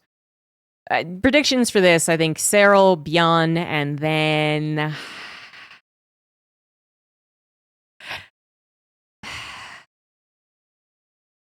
Estrella. Yeah, I'm just gonna go top 3 once more again. Mm-hmm. Yeah. How about Behemoth goes first this time? Yeah, go for it. Well, you know what my prediction is, right? Cyril Beyond Firefly. Not that I necessarily believe it, but I gotta beat that drum, right? I gotta make myself look like an. We talked about how I'm really good at making myself look like an idiot earlier. This is when I stake my claim, ZombieGrub. This is what I do. Cyril Beyond Firefly, Skillless has a shot. Astray has. Honestly, I think this is a battle for 3rd place. Yes. I think Cyril and Beyond are kind of locked up. But I would not be surprised to see anyone else make 3rd. And I think Beyond is can do it. Vulnerable. Beyond is vulnerable for sure. Yeah. He is. But I still think he hits top 2. I think so too. But I think that it's not as locked down as I think a lot of people will feel looking at it. Because they're gonna look at Beyond and they're gonna say, oh, it's 4 foreigners, first of all. Even if you're like, even though obviously we're well past the point of foreigners not being able to be competitive, they're still gonna look at that and they're gonna be like, oh, okay, we got an American, we got a Brazilian, we've got a Chinese player, we've got a Russian flying under, the Dutch flag, basically. And they're not gonna see like a French flag or a Finnish flag or an Italian flag and think like, oh, or a German flag or whatever, and think like, oh, this is one of the big ones. I could see a lot of people really thinking that Beyond has it more locked down than he does. And I do think there's some vulnerabilities there. I do think Firefly could come in with something that catches Beyond off guard. It is just a best of 3. It doesn't take much to take a steal. I think Estrella can absolutely go toe-to-toe with Beyond. And I think even Skillless and Kelazur can do enough to maybe take a map and maybe mess with some of the some of the tiebreaker setups where Beyond, I would not be surprised if going into the 5th match of the series, Beyond is not locked up a playoff spot. That would not surprise me a ton. That would still be an upset, but I would be like, okay, yeah, this was a bad day for Beyond, and now he really has to come down, and then who knows, maybe the pressure kicks in and he fumbles it on that 5th match. It's very possible for that exact scenario to happen. On the other side of the coin, we could be 3 maps in and he's 6-0 and he hasn't played Serral yet and he's into the playoffs. Yeah. So here's my take on this, right? It's 100% dependent on how many A stream games he gets, right? His first 3 games are all on mainstream. He's probably not looking all that good in the group. Maybe it probably goes to round 5 for a slot. If he's playing like BC stream the first couple games, I think he locks it up pretty quickly. It's fair. I could see that. Yeah. We're well. Like he's getting better at the psychosomatic stuff. Like Atlanta didn't seem as bad as previous tournaments, but he's not there yet. Like he does still kind of seem to struggle with this. Yeah. And that's another thing about Firefly is that we don't even know what he's going to be like on offline, and it's a completely different. Like I don't think he's literally ever played a single tournament offline. Like maybe he's played some local LANs. He played the Golden Challenge or whatever it was, the tournament that Hearthstone won. Yeah, that's like 7 years ago, 8 years ago, 9 years ago. I mean that wow, counts that is for sure. Not that long ago. It was not 2014. 2015 is 9 years ago, my guy. Yeah. It was also not 2015. It was solidly into Legacy, but it was pre-COVID. You're right. It was pre-COVID. It's a long time ago. And without international travel and all without that? any internet, and it wasn't even international. He was still in China. Yeah, but you're saying he's never played a LAN before. All right, I wouldn't call that. He's never played an important LAN. Let's just say it. Okay, fine. Yeah. Sorry. Absolutely. It was ZombieGrub, you spent so much time like building your name up as someone that the Chinese team loves because of Saint Oliveira is great, and you're just willing to throw it all away right there, saying their tournaments are not important. I'm getting deja vu. For sure. This is the exact same conversation we had when you said Firefly was going to get top 2 in Atlanta if he went. Firefly did not play in this tournament. Firefly had a LAN result. Maybe it wasn't the same. Oh my God. You're gaslighting me, Beowulf. Whoa. We didn't even do it. We didn't even fact check him last time. Unbelievable. Wow. He didn't even play. I don't even think Firefly was playing back then. It was in 2016. That is unbelievable. Unbelievable. Wow. I am. Where is what I'm looking for? Because he definitely did play in he played in the GPC is the minor. Where's the premier? He played in the team championship. We need a fact checker on the show. We do. Instantaneously, annihilating me here. I got straight up gaslit so hard. Yeah, I just straight up believed Beowulf. I can't believe he would lie on the internet. I can't believe I didn't check it. Ugh. Unbelievable. Anyway, Firefly is going to have, we'll see what he's like offline.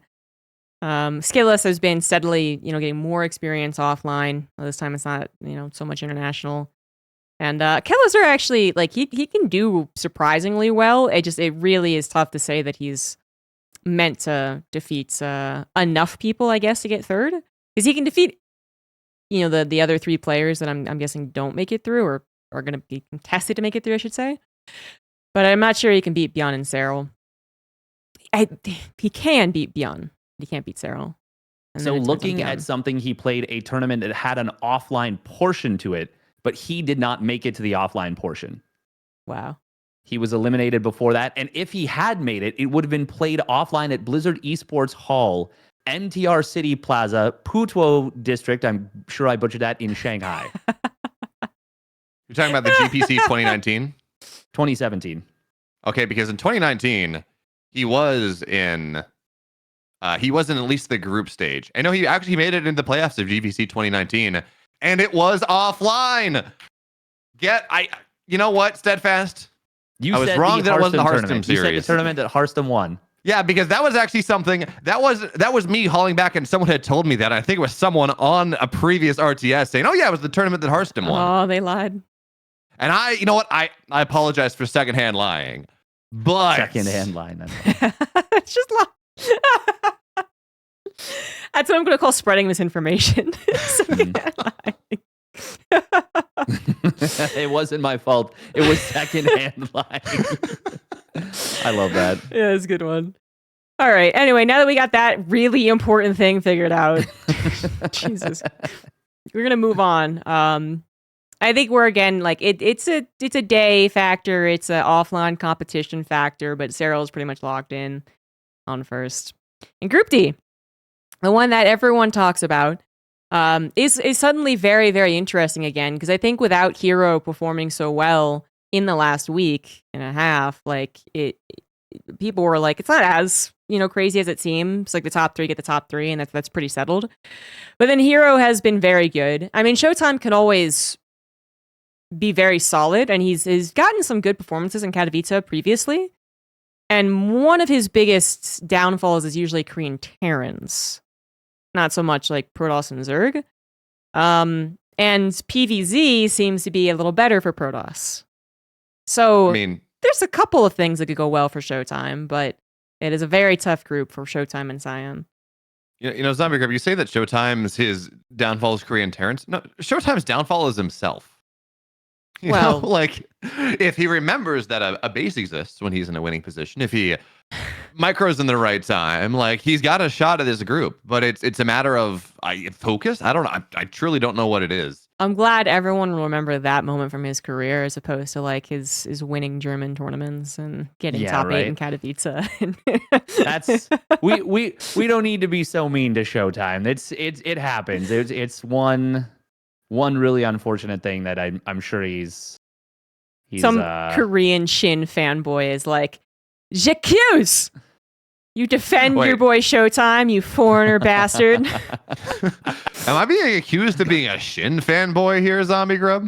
No. Okay, me and Steadfast are being accused of defending foreigners and not Koreans. Yeah, exactly. Yeah, it's fair. I'm hearing some bias here, It's well, I will admit that I am biased. I would love Showtime to do well again. It just is. He also has like a stats effect, right? Where it's just like no one was as good as Stats was when it came to being a perfect defensive Protoss. But that is the reason, and it's not a very flashy or spiky reason to win tournaments. So Showtime, it's he very much is like a certain expectation is set for him, and he generally reaches it. I'm going to be honest, I'm still searching the thing, and I'm pretty sure the tournament you're referencing... Oh my god! The portion that Firefly was eliminated at was still online. It was not, because I found the Chinese VOD, and on the same setup, unless it was only semifinals online for that VOD, and then semifinals offline. And he was eliminated before the offline finals, if we're looking at the same thing. I certainly found Innovation She's going to kick us off the call. She'd be right to, The stupid debate. Anyways, yeah, Firefly, he's going to win the tournament, right? There we go. Yeah. I think the thing we do have to talk about is, man, poor Cyan. Yeah. Like, he qualifies, he's got a decent run in the qualifiers, and it's like, hi, guys. Have fun. I mean, he made it through, though. He made it through, and there's no group that you drop Cyan into, and he's going to have a good time. No, but you're going to have a better time in groups A, B, or C than you're going to have in Group D. Yeah. Yeah. That's true. That is true. Yeah, he's his first ever series win off of Dark a few months ago in an online cup. That was cool. That's a feather in his hat, notch in his belt. Yeah. I'm glad he said in his belt. Notch in his sweater. Bedpost. Oh. Yeah, no, this is not a Fall Out Boy song. It's a great Fall Out Boy song. It is I love Fall Out Boy. They're great. They've got a discography of bangers. Yeah. So important question then is, what boy is going to fall out of Group D? Good one. I tried. It was really not good, but thank you. Yeah. Anyways. No, the recent results have really they've really skewed, I think, expectations compared to when the group came out. When did it come out? Actually, I know it was before Heroes run, but was it before Raynor had disappointing Atlanta? Yeah, it was after Atlanta, wasn't it? No, it was like 3 weeks ago. Like the dark tweet is the best part of this, which he realized he gets just question marks. It gets announced. He's just question mark, and you're like, yeah, Yeah. that's fair. Dark, you're rewarded with this incredible run, like by being one of the top seeds with this fucking group. Like, Yeah, well, if Yeah. it was after Atlanta, then Rayner should have been weighed a little less. But if it was before, then, I think everyone was saying like Dark Mara Rayner. Same with Maru having his result in Atlanta, right? But Maru showed some weakness. Rayner showed some weakness. Hero was very weak. Dark was fine. it was announced. The group was announced January 18th or so. Oh, okay, good. That's what I could have sworn that's it was. recent. Wow. Yeah, I Yeah, could have it's pretty sworn it was recent. after Atlanta. But after Atlanta, I think I agree with people who are like, it's actually not. It's not everyone you would think would win the tournament slugging it out. It's people who are a little wobbly proving that they're not wobbly anymore, except Dark. Like Maru was like, okay, where is he at? He was sick and he didn't really perform very well. Okay, now he had great games in Coliseum. Rayner, he didn't do great in Atlanta, but he was also sick apparently, and now he's been practicing like versus Archon Terrans again. Hero, no expectations. Atlanta, honestly, we were all like, yeah, he's not doing well. Knocks it out of the park at Masters Coliseum.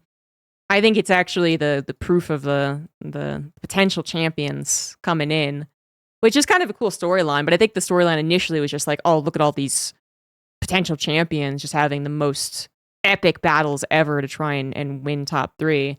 And we actually might see one or two of these guys actually perform very poorly, and be like, oh, I guess Masters Coliseum was a fluke. Oh, I guess Rayner still needs to add another Archon partner in there and face 1v9. Like, it's interesting in that fashion.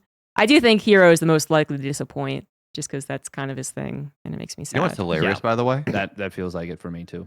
I hear you, but what's hilarious is Aligulak thinks that Hero 5-0s this group. Aligulak thinks Hero goes 5-0, 10-4. I mean, in this group. That is interesting. That makes sense when you look at some of the matches. So against Dark, in total matches, he has a really dominating record. Like it's like 2-1, like 65% win rate or something. I'm just pulling that from the air. That I'm not sure exactly what it is, but it's around that. Against Rayner is a player that plays, and I wouldn't say messes around, but sometimes he kind of does mess around in some of the weekly cups. And that can drop his Aligulac rating a little bit. Obviously, Showtime and Cyan are self-explanatory. Maru is the only one that like I look at and I'm like, okay, that's a little weird. But just for the statistics, because Maru has a winning record versus Hero, no? It's very close. They were facing each other all the time the last year and a half, and then they stopped kind of after Katowice, actually. Oh, No, Hero like, did knock Maru out of Atlanta. Yeah. True. Yeah. Oh, yeah. They were constantly back and forth. I actually had it on my notes as a storyline for last year's Katowice, just how often they were facing each other in really big tournaments. Yeah. Although, in fairness, when we talk about Maru at Atlanta, like Maru at Atlanta, were GSL Season 3 from like, what was that? From like August of 2023 up until kind of the new year, maybe WTL playoffs, but more kind of concretely in Masters Coliseum. Maru has looked like a shell of his former self, like maybe a top 15 player, not a top 3 player. And, like he looked good in Masters. I haven't seen the playoffs yet. I know he did fall down in the playoffs, but he looked good. I can tell you he looked dynamite in the group stages. So I'm hoping that he's back. Like, I'm hoping he's recovered from whatever illness. It looks like he had surgery. He had a big bandage on his arm, playing in the WTL, playing in Masters Coliseum. Don't know what that's about. But Korean Terran got to him. It's funny though, because I was looking at like when he played Dark, he played Cyril in Masters Coliseum, and he was playing like the fastest I've seen him play in a while. Or the most active, I guess, I've seen him play in a while. He was his accuracy was on point, his multitasking was on point. Because it feels like even when he was winning the 2 GSLs this year, it was he was more of like, I'm gonna take it late, and I'm this macro god because I'm Maru. This late game god, but he wasn't as kind of oppressive in the early game as we've seen him in past years, or even in Masters Coliseum this year. It is hard to say where Maru's at. Yeah. Maru had his Atlanta knockout by round of 4, and then he won GSL, but then he didn't make the GSL, or Mhm. he made it, but he got knocked out very fast in the last one. Then there was the rumors of him being sick or whatever it was, and maybe it was surgery actually. And for anyone who didn't catch the reference, a lot of Korean Terrans go through carpal tunnel surgery, or at the very least, repetitive stress injury. Mm. So that's kind of a joke, is that everyone's hands get ruined. But does that mean that he's back into his perfect form? Potentially not. We don't know, but that's I'm a little surprised by Heroes at Ligilac, but I guess because the people that he is facing here, they're really standout matches in which he's still done well against them. It's not like he's facing Maru every single week, I guess is what I'm saying, you know? Yeah. There's not like a bunch of Yeah. data recently that says that, you know, one or the other is better. So it is kind of funny. I certainly would disagree with Ligilac. You know? Yeah, Disagree with I don't think facts. it's accurate, but it is. I would say Hero is the most at risk of getting knocked out of the four big boys. Yeah, me too. I mean, I really believe that Rainer, when he puts his mind to it, just becomes one of the best Zergs ever. So, assuming that is once again happening, I don't think he's nearly as, let's say, like, use the word excited, I guess, for this tournament as he was for Gamers 8. Like, Gamers 8, he was telling everyone that, like, he really wants to win this. He's putting every ounce of his effort. He's grinding. He's in the same he's in the same headspace for sure. He's definitely grinding. I don't know if I've heard nearly as much, like... He is. I must No, win this. I spoke to him at Atlanta. He really wants to win this one. He's like Good. He's dialed in. He's locked in. The thing that's interesting though is where that ultra dedicated, huge grinding style works really well is ZVT. When you have those crazy mechanics that Rainer can bring to the table, that is where you benefit the most from it, is specifically in ZVT. And all the players in his group are not Terran except for Maru, who I would say is the least susceptible to being beaten by that. Yeah, Maru's probably Rainer's worst Terran matchup.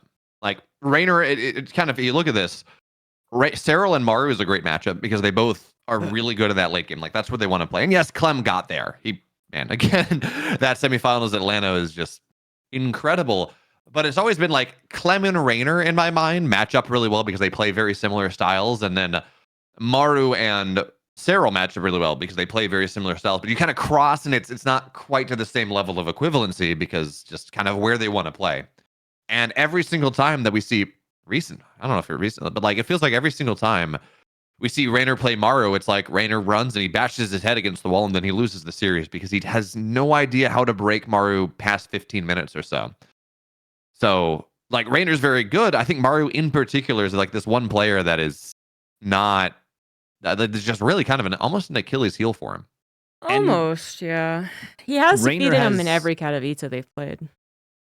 Rainer has been very frustrated with the Liberator Ghost meta, Liberator Mind Ghost, which I know most Zergs have been, unless they're Serral, in which case you get beaten by Clem, and you're immediately like, well, I just needed to play better. I just needed to execute better. And you're like, man, shut up, Serral. Stop being such a perfect human and stop making me feel bad about myself. Complain with us. Come on. Yeah, literally. Yeah, not even an instant of that. Like, it was instantly into, I need to play better. And it's just like, God damn, man, like, that's so impressive.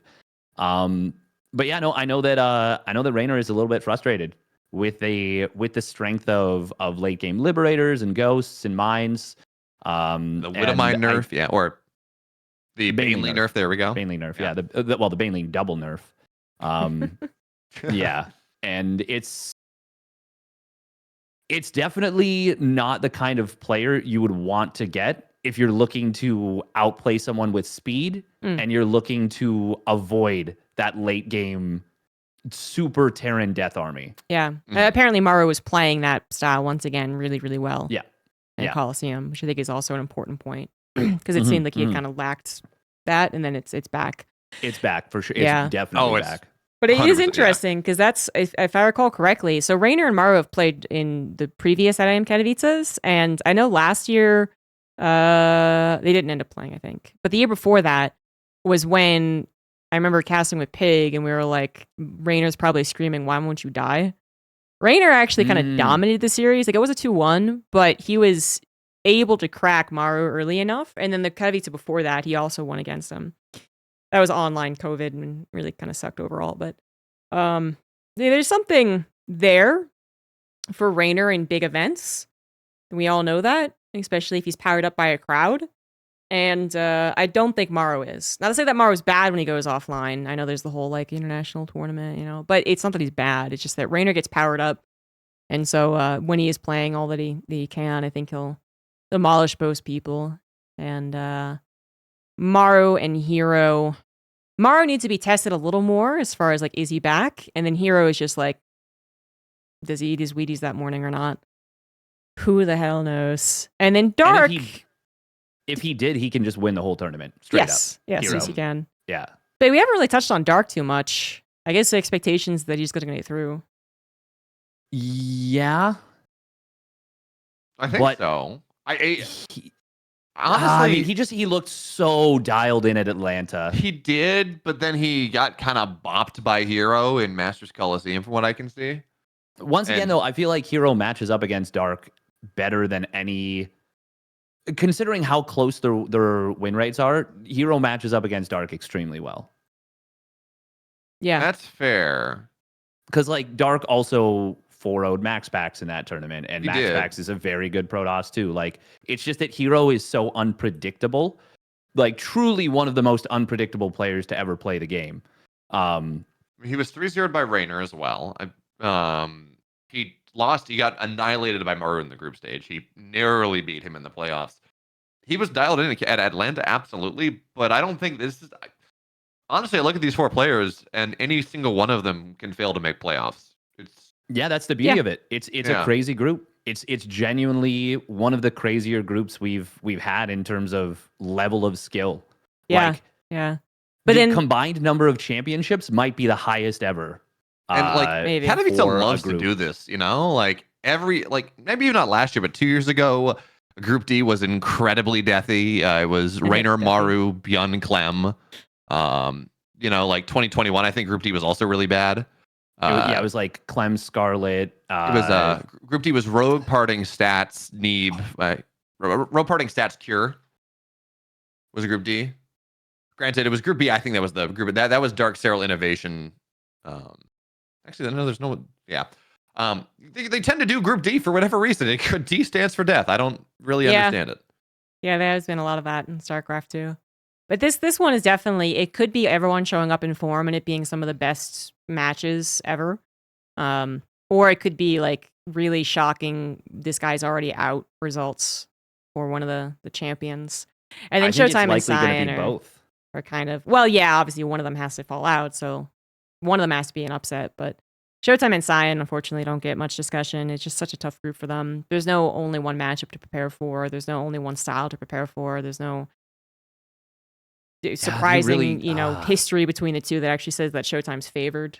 Like actually Hearthstone was very close to being favored against Raynor until the last time they played. And I was like, oh, well, see, that's an interesting, it doesn't make any sense when we think about it, but it's there. And I don't think it exists for any one of those guys. So they're kind of screwed. I don't want to say that, but Showtime, at least he can make a run. He can show good games for the fans. I think he could defeat Raynor if Raynor is really toned in too much on DVT, but that shouldn't be the case because he knows his group. He knows his group, yeah. Yeah, so that doesn't make much sense. I really do just feel for Showtime for this group because, like, yeah, that's a good point by Dataset. I want him to do well. Like he was honorable Protoss when everyone was 2 Stargate Void Ray. He was still playing with gateways. And for that, he should get something, Like, I don't know, like, maybe, like, he just, hopefully, like, he has just a really big, important thing. Or, like, I don't know, like, he is really handsome. So he's got that going for him. But it just feels like something should be going right for Showtime because of that. Like, it feels like the universe should be rewarding him. I mean, Artosis did say that the reason that Protoss hasn't won tournaments is that no one can play macro well. So what's that say? Is Showtime being rewarded? This is his opportunity, Steadfast. Prove Artosis right. Play the macro perfectly. Get out of the group of death. Artosis is I don't think that's how you need to play Protoss these days. I think that's a flawed statement. Are you saying that Artosis is wrong? I'll have you know that he was nominated as Analyst of the Year. Oh shit, he was okay. Then I withdraw my statement. Steadfast, you'll be happy to know that he won't be at Katowice this year, so you can't whatever you say, but he's not going to be able to call you on I did not say I'm happy he's not at Katowice. Jesus Christ. Oh God, this talk show is erupted into flames. I'm out. Oh. No. And by the way, I'm making fun of the Game Awards, to be clear. Not that Artosis doesn't deserve awards, but I hate the esports awards. And I don't think defensive Protoss is the way. I think you need to play a hybrid. I think the best way to play is a hybrid of like hero and max packs. Mm-hmm. I do think what Classic is doing is very good, but I don't think it's just a matter of defensive Protoss. And I'm sure if you talked to Artosis, he would break it down more elaborately than that. Yeah. But like, you need to be hitting all your timings. You need to be decisive and know when to be decisive. I feel like Protoss really needs to be the thinking man's race, in addition to having those max packs level mechanics or that hero blink stalker magic. Or I mean, Classic probably is the closest right now, which is why it's such a shame that we don't have him there. But like, yeah, I don't know. I like the thinking man's race. Yeah, because it implies that they don't have to. Well, I was thinking of the Triforce, right? What is the Triforce? It's courage, power, and wisdom. Yeah. Right? I remember a comic from this really old comic. I could not find it fast enough. But she was making fun of the Triforce, right? Where it's like I'm wisdom, so I'm really wise and I can do things really nice, and I'm the other one, the power, so I get like all the power, right? And then there's Link, who's courage, and he's like, I'm courage. He do really stupid shit really nicely, and he like sticks a sword into the toaster. And I'm like, that's Terran. That's for me. That was always. They don't think they do. I always laughed at Gryffindor for Harry Potter, because like you have Ravenclaw, that's intellect and brains, and Slytherin, they're very cunning, and Hufflepuff, that's where you get tossed in if you have no talents whatsoever, or you're good at fucking finding they're nice. things. It's like, Dave, Hufflepuffs are really good finders. Okay, I know. I said it. I said the thing that they're supposed to be good at. Like, what kind of shit is that? Wait, that's what they're supposed to be good at? I thought they were supposed to be nice and friendly. Finding things. What? No, they're the bargain bin. That you get tossed in Hufflepuff if you have no special skills. Well, everyone jokes about this is still potentially better than Gryffindor, because Gryffindor is literally I see danger and I run face first into it. Well, I mean, no, Gryffindor is still better than like canonical wizard supremacy, right? Where the fuck does it say they're good at finding shit? It says it values hard work, patience, justice, and loyalty. It says somewhere that Hufflepuffs are excellent finders. That is definitely a thing. You think of the Harry Potter YouTube musical? Probably. Because there's another skit, like video, where there's like, I'm Gryffindor, I'll run face first into monsters. I'm Ravenclaw, I'm really smart. And then there's this lady, and she's like, I'm Hufflepuff. I cut my hand real bad on this can. And it just repeats it back. I've always identified as Hufflepuff, personally. That is from the musical. Okay. It is from the, That's funny. There you go. That's very funny. Here's the. I thought it was actually canonical. Things. Like it's not canonical, but I got you. Here's the link. Why is being a Hufflepuff awesome? The second question that comes up on Google. Hufflepuffs are all rounders. That's code for not good at anything. But they're really good at finding food. They have the direct line to the cafeteria in They are in fact they're like under the cafeteria, right? Yeah, something like that. Yeah. And then the joke is that they're smokers, so of course they're constantly getting the munchies and asking whatever they Honestly, if they just had really great weed, that would have at least been something. That's apparently what they are. The herbology professor is Hufflepuff. Oh, true. Is that Flitwick or no? That's Professor Sprouts or something like that. Sprout, right? And she does have that like real, that hair is a little bit everywhere. Wouldn't be surprised if she's a wake and bake type of individual. That's exactly what she's And like. they've even got Puff in the name. Exactly. Oh my God. This Hufflepuff is the Magic Dragon. This is the oldest conspiracy in the world. Anyway, we have once again been derailed by, this time not Quidditch, but nonetheless Harry Potter. What were you talking That about? one was me. Oh, Group that D? Protoss is the thinking race. Yeah, there we go. Everyone else is they just do. Yeah. Brain empty, creepful. Something, I don't know. I don't know enough of the copy pasta to like properly riff on it because I am not intelligent and very good at making myself sound like an idiot. It works out really nicely. But do we have predictions for Group D? Yeah, I'm gonna go Rainer first, Ooh. I like it. then Dark, then Hero. Oh. Hmm. Fear Dragon would be very happy with your picks. He hates the Maru fanboys. Well, they He are loves obnoxious. He loves Trigon. They are the worst of all the fanboys out there. I mean, for one, they're Terran. They're Steadfast, they are the best in the world at balance whining. So you're right. They're very good at what they do. They are, yeah, it's true. I'm actually gonna go the other way with this though. I'm gonna say Maru.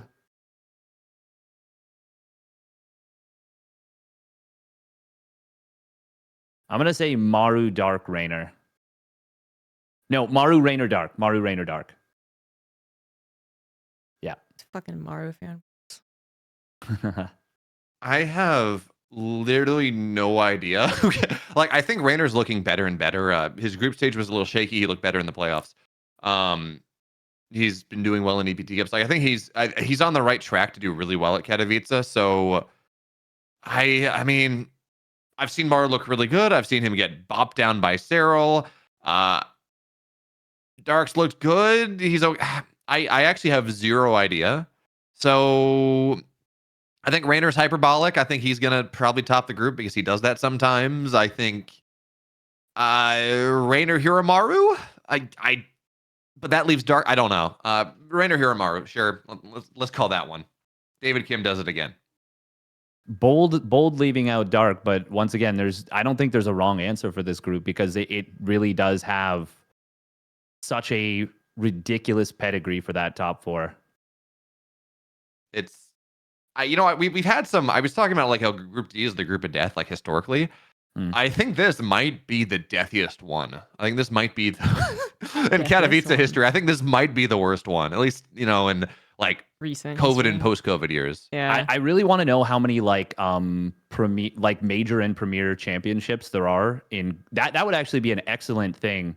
I'm not going to be there. Behemoth and I are not going to be there, obviously, in person, but that would be an excellent thing to bring up on main broadcast. Be like, Group D has a combined like 14 major and premier tournament wins or something. That is way too low. That is like Maru by himself. Well, no, not Maru, but that feels too low. Anyway. No, I know it's. That's just an example. Sure, whatever the number is, like 32. I don't know. Yeah. No, that is. But I'm gonna Even steal better. it. Not give you any credit. I was setting you up to steal it. I was hoping maybe for a little bit of credit, but that's fine. It's fine. It's okay. No. It's okay. I'm used to it. Group D has 36, premier championships, which is more than the rest of the groups combined. Which, Cyril, probably not. Yeah. Well, that's the group predictions. Mm-hmm. I mean, none of these were really all that easy. I think. There's different reasons why they aren't easy, I guess, to call, but I think the strongest decision was Cyril first across the board. Oh yeah. Oh yeah, 100%. I think Cyril first is like a 90+% probability.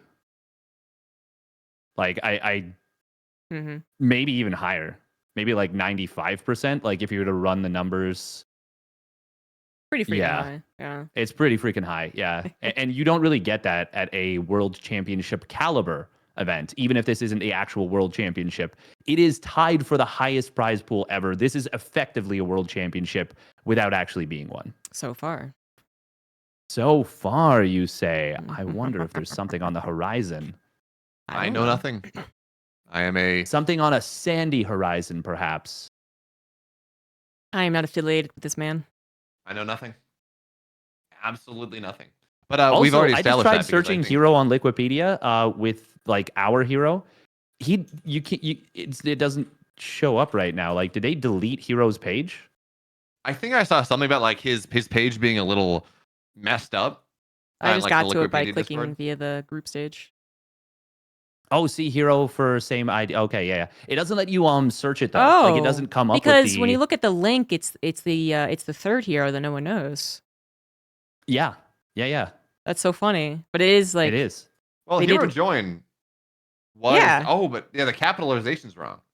because Like, that's hero join that's, was CJ Hero. really. I thought that was the Yeah, third yeah, yeah. hero. He's the Brood War Zerg or something. Yeah. Like hero join is CJ Hero. Oh, yeah, he is. Why? Yeah, Well- they That fucked was- up the capitalization. They did fuck up the capitalization. Gemini is very upset right now. But As he should be. yeah, I forget who the third hero is, but There used to be a way to other wikis. Yeah, that's what it is. Wow. Not much of a Brood War page. That is the 8th team, Hero Iljang or Joe Iljang. Yeah, you got it. yeah, we know this is CJ Hero. He's giving me a thumbs up right now. Yeah. Oh no, but there's this hero, the Korean Zerg player. who Yeah, played- there's a Korean Zerg Brood War player. Well, he also played one season of GSL. Finished 41st through 64th after being 0-2'd by Alive. Oof. His entire career stats, at least as far as Wikipedia tracks it, is Azerg 2-1 versus. He has a grand total of what is that? 3, 7. He's 13. He's 13 career series played. Jesus. 2-1 versus Protoss, 4-3 versus Terran, and 2-1 versus Zerg. I like Kalaris's sentence. CJ Hero, Crybaby Hero, and 8th Team Hero. That is correct. That is 100% correct. Oh my I'm God. all for letting men cry. All right, just to be super clear, you guys can have emotions. You need a shoulder to cry on. Probably not me, actually. I'm very uncomfortable with emotions, but I'm sure there's other people. Okay, but Team Liquid's hero, a little overboard sometimes. Maybe a few less tears. Anyway, He was in touch with his emotions. I can respect the man for okay, that. all right, that's fine. Yeah. Okay, all right. I've By never the heard him way- referred to as crybaby hero. That's fucking hilarious. That's pretty funny. By the way, poor talking guy. about the Cerro group, Liquipedia thinks Estrella goes out in 5th place, 1-4. Well, not Liquipedia, Legalac. That's not very surprising, I think. That's like not out. That's. Yeah. I think it's wrong, but that's not outlandish. Yeah, I'm surprised that that's like I think it's not outlandish, but I'm surprised that that's like the most common result that they're able to pull out. Yeah. No, I know? think Estrella has the. I think Estrella is the most likely, in my opinion, to make 3rd place in the group. Mm-hmm. Yeah, but considering who the opponents are, like I think Kelazur matches up against Estrella historically pretty well.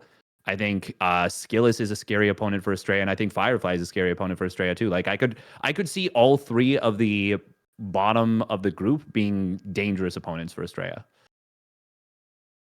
Yeah, I think that's fair. I was really the reason I looked it up is I just wanted to know how many maps Legalac thinks they lost, or I think Sarah loses, and it says he loses 1 map to Beyond, but doesn't lose anything else. Nice. I just think it's fair. I was kind of hoping it would predict a 10-0 just because that's fun, you know. Yeah. Well, he has lost to Beyond once in a lot of series. Yeah. So, And makes Beyond, sense. the crazy thing to me was how hard Beyond had to work to like rip that game out of Cyril's Yeah. hand. And then like Cyril just like went through and like rolled him over in the next 2 games. Yeah. And then that was such a good primer for showing how good Clem was actually playing. Uh-huh. Yeah, or how well I should say. It was really cool. Superman does good. You, my friend, are doing well. Actually, that is interesting. Depending on how early in the round robin Cyril plays Beyond, that actually might tell us something about Beyond advancing, because it is such an effort for Beyond to go and to win even a game against Cyril. I mean, I know Beyond's a grinder, but in offline events, it does strike me as something like it compounds. So if he plays a really high stakes game against Cyril and then he spends a lot of that energy there. Maybe that's less likely for him to advance than he plays Cyril in the final setup, and he's kind of had his easier games out of the way. I don't know. Possible. Well, let's move on to I guess kind of the playoffs. And they're gonna totally predict an entire bracket, but top 4 predictions, and then champion maybe. I guess I'll go first. Top 4, I think, is going to be. Oh boy, this is tough. I think it's going to be Dark, Cyril. Those are the easy ones.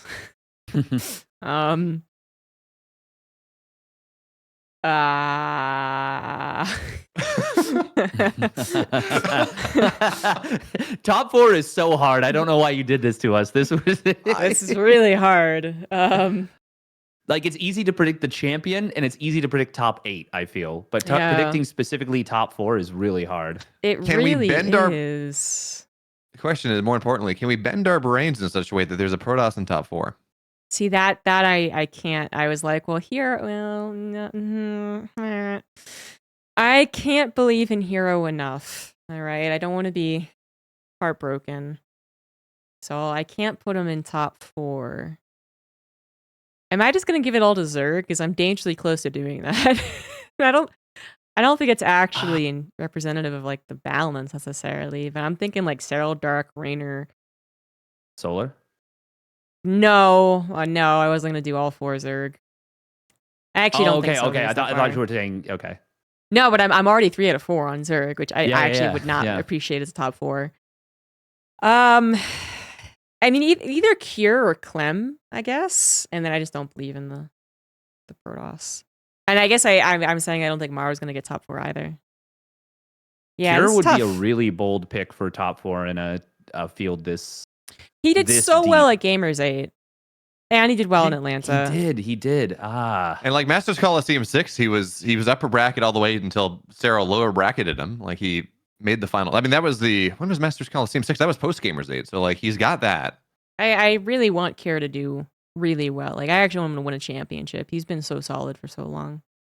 I mean, he's got his GSL back before it was just a regional. He needs another championship. That's fair. All right. Who wants to go next? You can go. All right, Behemoth. All right. So Cyril's the obvious one. I said Hero gets out of group, and I think he impressed me enough. Again, I haven't seen the games yet, so I'm sitting here relying on results. But I see the results coming out of Masters Coliseum, and I think if he gets a good bracket, I think he can probably do top 4 and maybe take a good Zerg out as well on the way there, because he did kill everyone, but he did kill pretty much every good Zerg but Cyril on route to that finals. So Cyril, Hero, I think we get a second person out of Group D, and I think that's going to be Maru. I think Maru has impressed me. He kind of got bopped down by Cyril, and part of it is going to be bracket luck, but I think it's going to be Cyril, Hero, Maru, and then either Raynor or Clem, I think.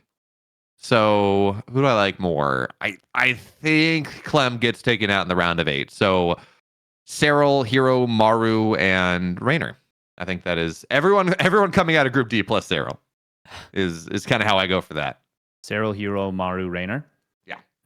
Yeah, I mean, that there's a reason we're talking about Group D as this fucking crazy behemoth of a group. Like, it has 4 champions in it. 4 world championship caliber players.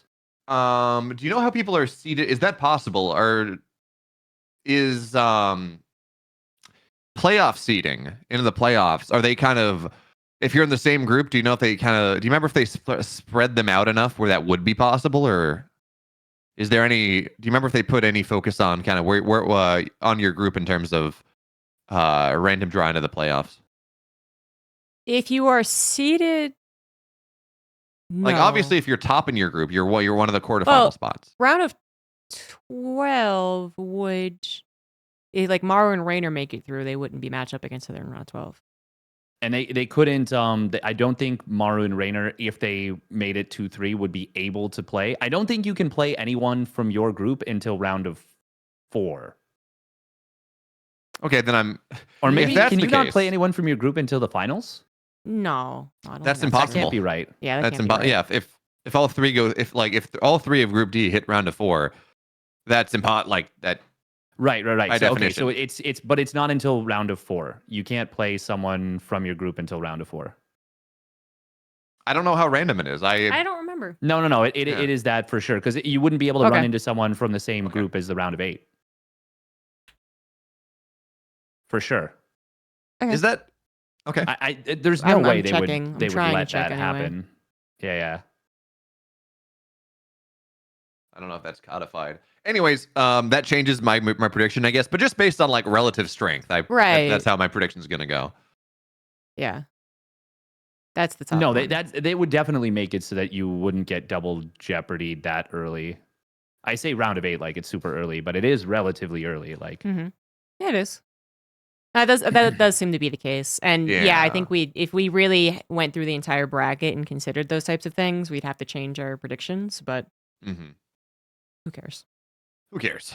It's all for fun. Some YouTube comment's going to be like, I care. Yeah, I'm gonna be able I to- don't even think the thing is that the groups could still be done in such a way that I'm sure all the stuff is still possible. Yeah. Like, Oh, anything's possible right now, right? Because there's absolutely no guarantee about the seeding. yeah. Actually, can I change my top 4? It's gonna be Dark Maru, Hero, and Rainer. So not Cyril.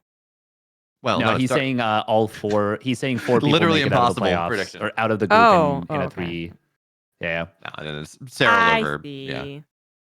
I am going to actually make a bold prediction that we've talked about for a very long time, has never happened yet. So in an Shin's offline making event. top 4. What? That did happen. He said it hasn't happened yet. Sorry, Shin's making the finals. Got it. No. That's no. I don't care about that. I want it good for the tournament. No, I think we're actually going to get a Maru Cyril finals that delivers. Nope. I think we are actually going to get one that delivers. We have for had real. one in our Nope. lifetime, and it was not a premiere. It was not offline. That's all we're ever gonna get. No, I think it's going to happen. One, the world doesn't want it. God doesn't want it. Two, God doesn't want it. That's true. one of them always disappoints, and guess who Yep. it is? It's always Maru. Always. Cyril, I pulled it up. Like Cyril has dominated Maru outside of like that one King of Battles thing. Cyril has had a pretty significant win rate Yeah. advantage over Yeah, he Maru. How about this, He though? destroys Maru. I think it's going to be an all-foreigner finals. Ooh. I'll buy that. I can buy. I mean, that's not Oh, even I that found my bold one of a thing that's prediction ever with happened. Cyril, Clem, and Rainer. No, it's completely possible. But I just found Yeah, my it's one never thing that's never happened, happened you're in Katowice. No, it never has. Add it to the notes. That's wait, a was good. there a- That's a good note. That's a good note because Yeah, because this even is the the- year for it to happen for sure.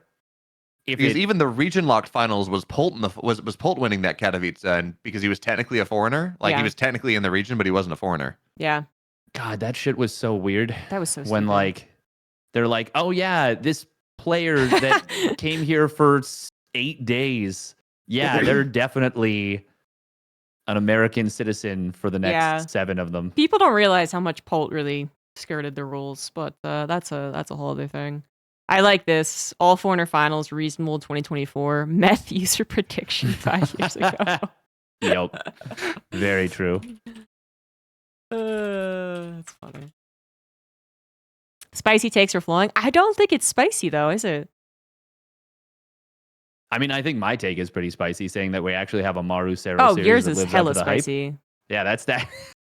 That it sounds So so, not unreasonable. spicy, but like if you really know Yeah, what it's has happened unreasonable. historically, because like you and I cast TSL 9 finals together, and that was just like Maru was so uninspired. Yeah. It was crazy. I mean, Steadfast, we've already had our Maru Cyril, not finals, but our Maru Cyril series, and that was Cyril Clem from Atlanta. Yeah. That was Clem playing like Maru at his peak and doing it even better. Yeah, I You know, really like- don't think that Maru Cyril would actually even be that entertaining. Would it be good? Yes, it would be good. And people would just be hyped and they would obviously tune in because there's so many reasons to. Oh yeah. Unfortunately, Tastos isn't commentating. Sorry, guys. But Oh, well, I'm but I tuning think out it would then. actually be kind of like a 6.5 out of 10 on the good TVZ scale. There'd be more of the Turtle Terran. Yeah. Not that Maru is like totally doing it, I think, but it'd be more so than what we've seen in these other TVZs like Clem Serral, where yes, it did get the 6 bases. Yes, it was still the dynamic of a Zerg trying to take the map and overrun the Terran. But there is so much multitasking going on, constantly split groups and harassment and trying to circumvent the map with, Liberator harassment or actually I don't think it was Nidus farms, but it was just so action packed. That I You know what? What I think is really interesting here as well is that Clem, as I watch these late game TVZs, because I've seen a couple recently. There was Maru playing late game TVZ. There was Serral, it was Clem, of course, in Atlanta. There was Cure as well. And part of it was game state. But even as the banks got bigger, Clem is this player that's building like 11 orbitals. And Maru and Cure, and I guess the Korean, I can't speak to Beyond as much. I haven't seen as much of that, but the Korean Terrans are not exploding their orbital count in the same way. They're staying at like 5 or 6, which is decent, but they're not kind of building for that eventuality of really going low on the SCV count and really kind of, even if run bys happen, because as the game goes late, you got 3-3, you got cracklings, there's all this stuff that can kill a bunch of SCVs very quickly. And it's interesting to me that the Korean Terrans don't seem to be doing that as much. They get to 5 or 6, they build their planetaries, and they're fine. They're not taking that 4K bank and they're not investing it into 8 more orbitals that they can then do something with. They're just kind of letting it sit there in the bank. And actually, that's kind of, I think, why I saw Cure, one of the reasons I saw Cure lose a late game TVZ recently. I don't know whether this is a regional thing, but it is interesting to me.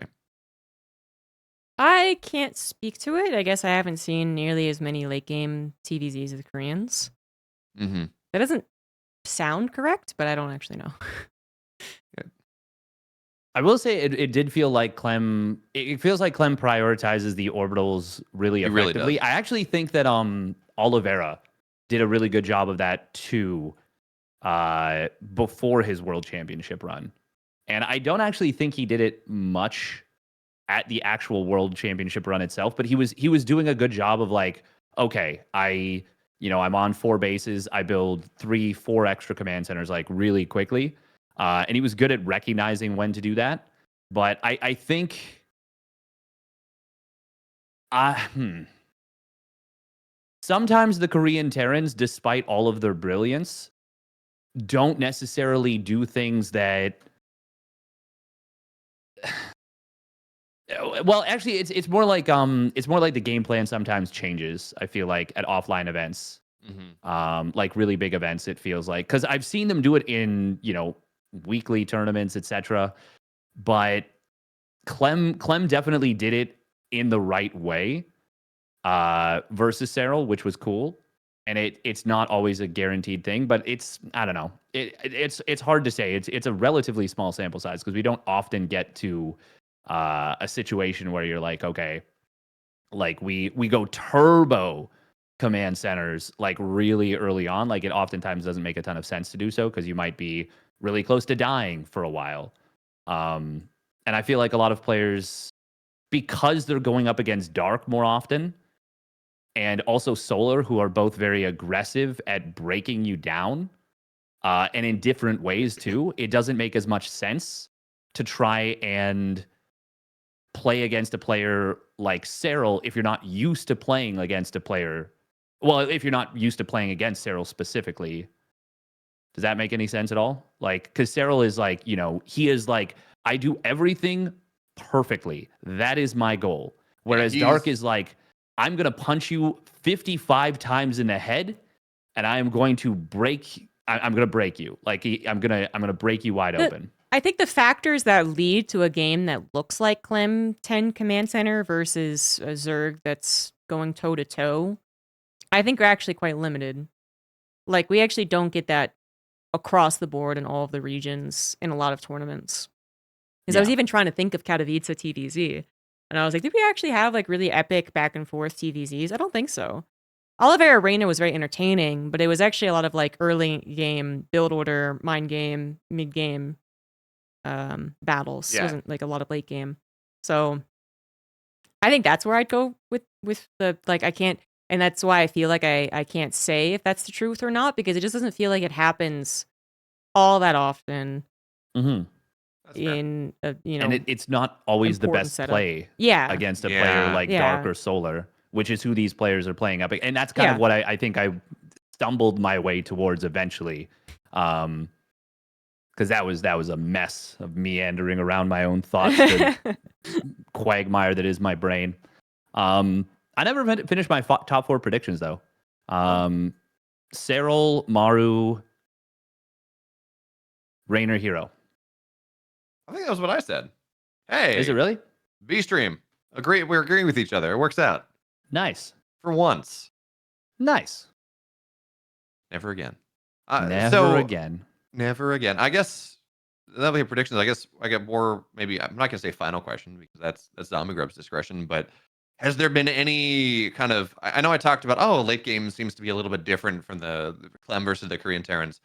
Has there been any kind of meta development? And we talked about Cyclones a lot. Has there been any kind of meta development that you've been watching since Atlanta that you think is going to become much more of a story as we get into Katowice? No, the Cyclone versus Cyclone thing is kind of the storylines I'm listing out are like Cyclone versus Cyclone, obviously is the biggest question mark. Protoss obviously being like better versus Zerg, but still having trouble versus Terran. Clems versus Protoss looking really weird. And I think it's kind of like the only meta stuff.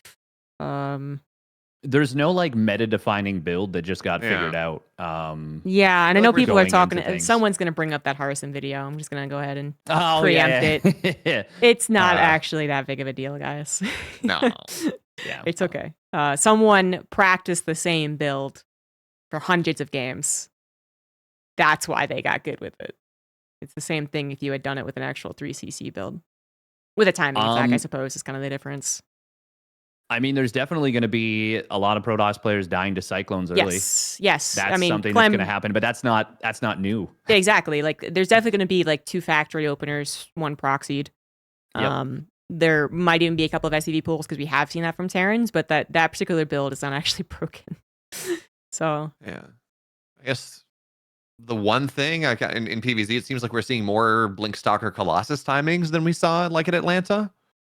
That seems That's to be been in coming the works for a while, though. It has Basically, been. It's just yeah, I mean, maybe it's classic. coming back. I guess. Classic did it at Gamers 8, and He then did. it Yeah. came around, and then kind of Protoss has been mixing in everything now, right? They still do the Yeah. War Prism Archon Zealot attack, which for some reason hasn't worked against a Pure Ling style in the last 5 games that I've seen. I don't know what's happening with that. Oh man, I had a moment where I was casting a Max Pack series between him and Rainer, and Rainer went basically pure Ling Bane. I think we did the same straight to mutas. Okay, yeah, and Max Pack just didn't commit. He just didn't commit super hard at all. And Oh no, maybe something different. Oh, okay. Well, Cause, there's he like took a 4th Nexus. He didn't. yeah, he, like, maybe, continued but then checking up. that was I think the game in which he left his War Prism way far behind, so he couldn't Yes. juggle his Archons or reinforce with Zealots. Yeah, we did cast the same game. It was Oceanborn, right? Yeah, I don't remember. I saw that game. Yeah, That one. but that has one happened so often. I'll be like, oh, this Zerg player doesn't have any roaches. They've only built Lings. Sometimes with an upgrade, like they sometimes die not. now. Yeah. Yeah, and I'm like, it should be good. And then the Zerg Yeah. player, has enough Lings to get us around. They separate the Archon and the Zealots. They catch them before the reinforcements come in. Like, something terrible happens. And I'm like, I swear, I'm not stupid. Logically, Archons and Zealots are good against Lings.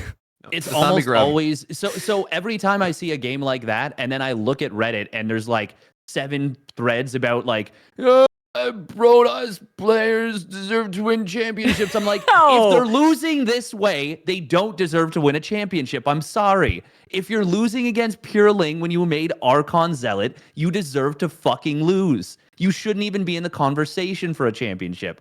Sorry, that's it.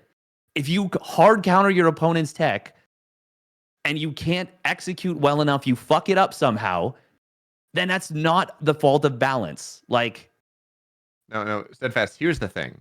Did you see Harstem's new Protoss nerfing innovation? He takes his opponent's 3rd base with a bunch of shield batteries, and it might just change the entire meta. Literally the top post in our I'm StarCraft really right now. glad that StarCraft 2 has finally adopted the sensationalism YouTube. yeah, right? titles. That's really made me happy. Yeah. Anyway. No, I actually didn't even bother reading that Reddit thread. I thought you were going to say that, you're so happy when you see all the Reddit comments that say that, ZombieGrub is not a good analyst or whatever.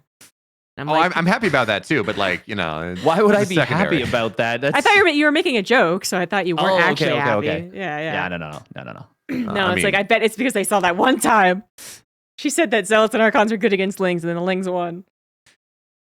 Yeah. Exactly. Oh my god. Yeah.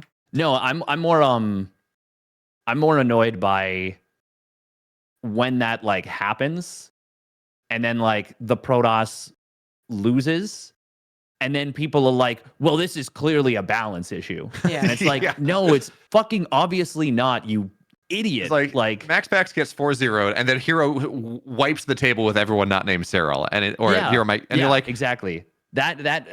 God, which is like, the balance issue? Is it the Hero 4-0ing Raynor and like 4-1ing Dark and whatever, like having that run, or is it Max Pax in a matchup that he's historically been weak in, losing in a day where he doesn't look particularly good? Well, and it's not even a matchup that he looks historically weak in. His PVZ is very solid. It's just that Dark can make you look stupid sometimes. Like, you can be legitimately the best player in the world, and you can just look really dumb because Dark has that magical power where he can make the best players in the world look like fucking noobs.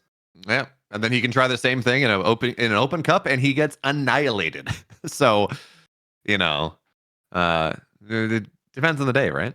Yeah. In the case of the Max Pack series, I think Max Pax had an off day, and Dark also did his Dark thing, because while they played last night, and Dark got absolutely destroyed by Max Pax. Like, Max Pax was the one making Dark look foolish.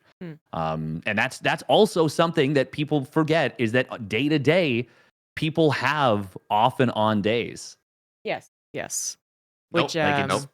Yeah, absolutely not. It's the one thing that I kept asking the pro gamers last year, like, what do you get bothered by with commentators?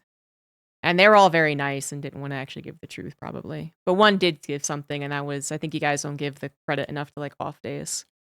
I was like, that's fair.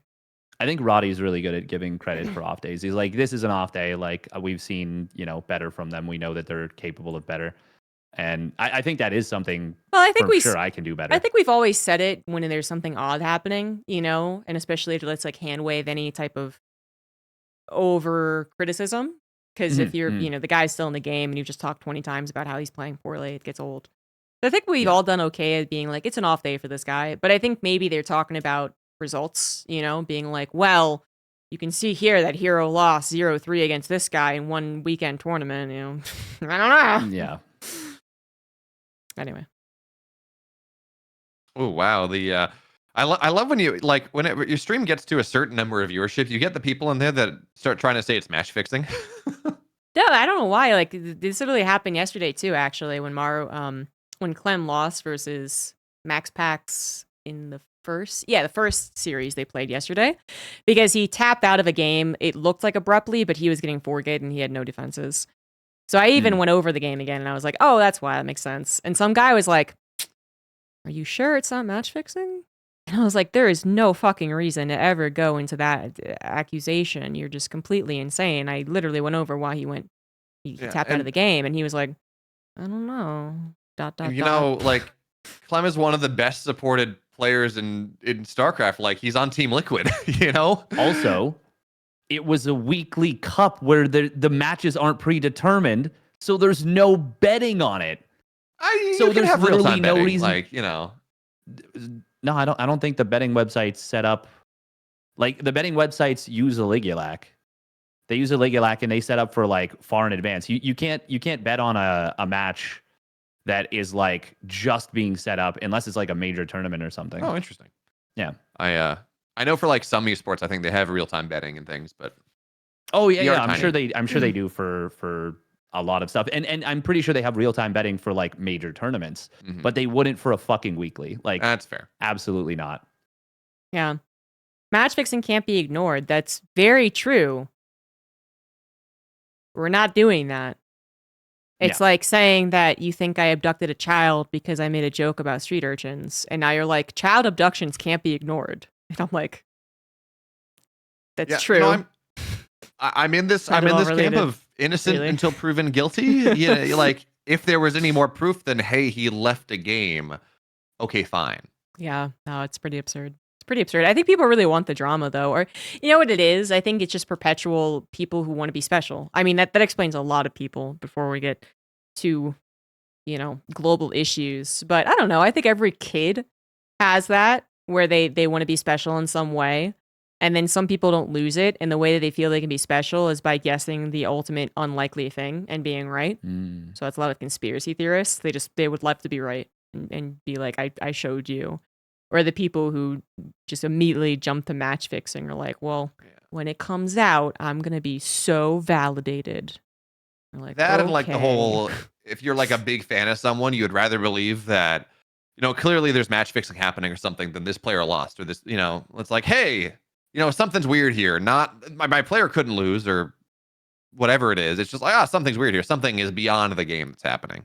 Or there are actual bettors also, right? True. There's people who bet. I was gonna say Yeah, the that's a big people one. the Yeah, that's a people that better one. are saying match fixing for the ones that there are bets on, and they're like really pissed. Yeah. They're the ones that lost the bet. Yes, a lot 100%. of the time. Yeah. That's very Um, true. That's very true. And the only reason I would responded the way that I was is because I know that there can't be betters. So it does make it that much funnier when someone claims match fixing for like a weekly cup, because there's actually just no benefit to it whatsoever, because there's nothing to bet on, and you make money and gain EPT points by winning.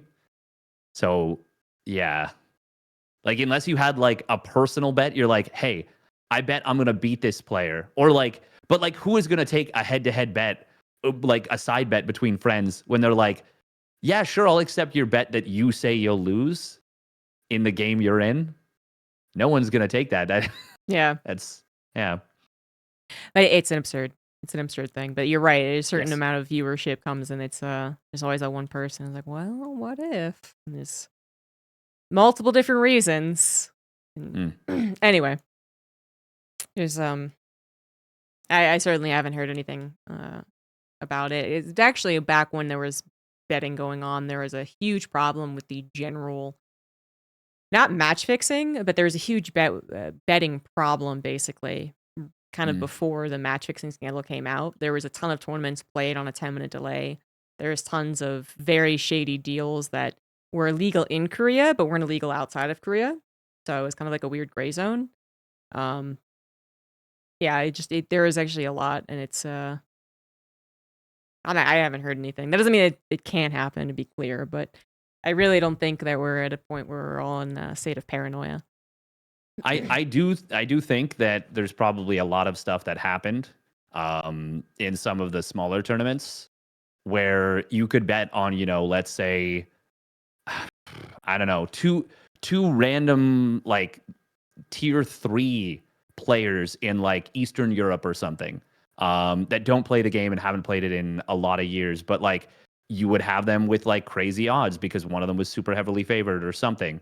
Yeah, I would be surprised if that wasn't abused. Yeah. But Or like, I Dota don't had a think we're problem going with to their- see that happen with like the big boys. No. Yeah, and I Or- remember that was also another thing that was happening back then, was that people were actually pointing out the betting weights. I don't know how to say it. Right? Yeah, But like the payouts were getting weird. the yeah, exactly. odds. Yeah. That's The getting odds, canceled. thank you, Yeah. Yeah. Well, like for I don't know, maybe like 5 years ago or something. Every so often you'd see a thing, and it was like someone would make a Reddit thread being like, "This bet was canceled due to suspicious betting practices." Yes, yeah. I was like, "All right."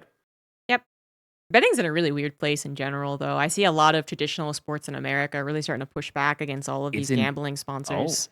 Very I much. I was gonna say it's become ultra invasive. It has, but the fan bases are starting to push back on it. Yeah, Like, absolutely. And they're legitimately, not me, they're legitimately thinking that like organizations are in on it. Like that's why the refs are so bad.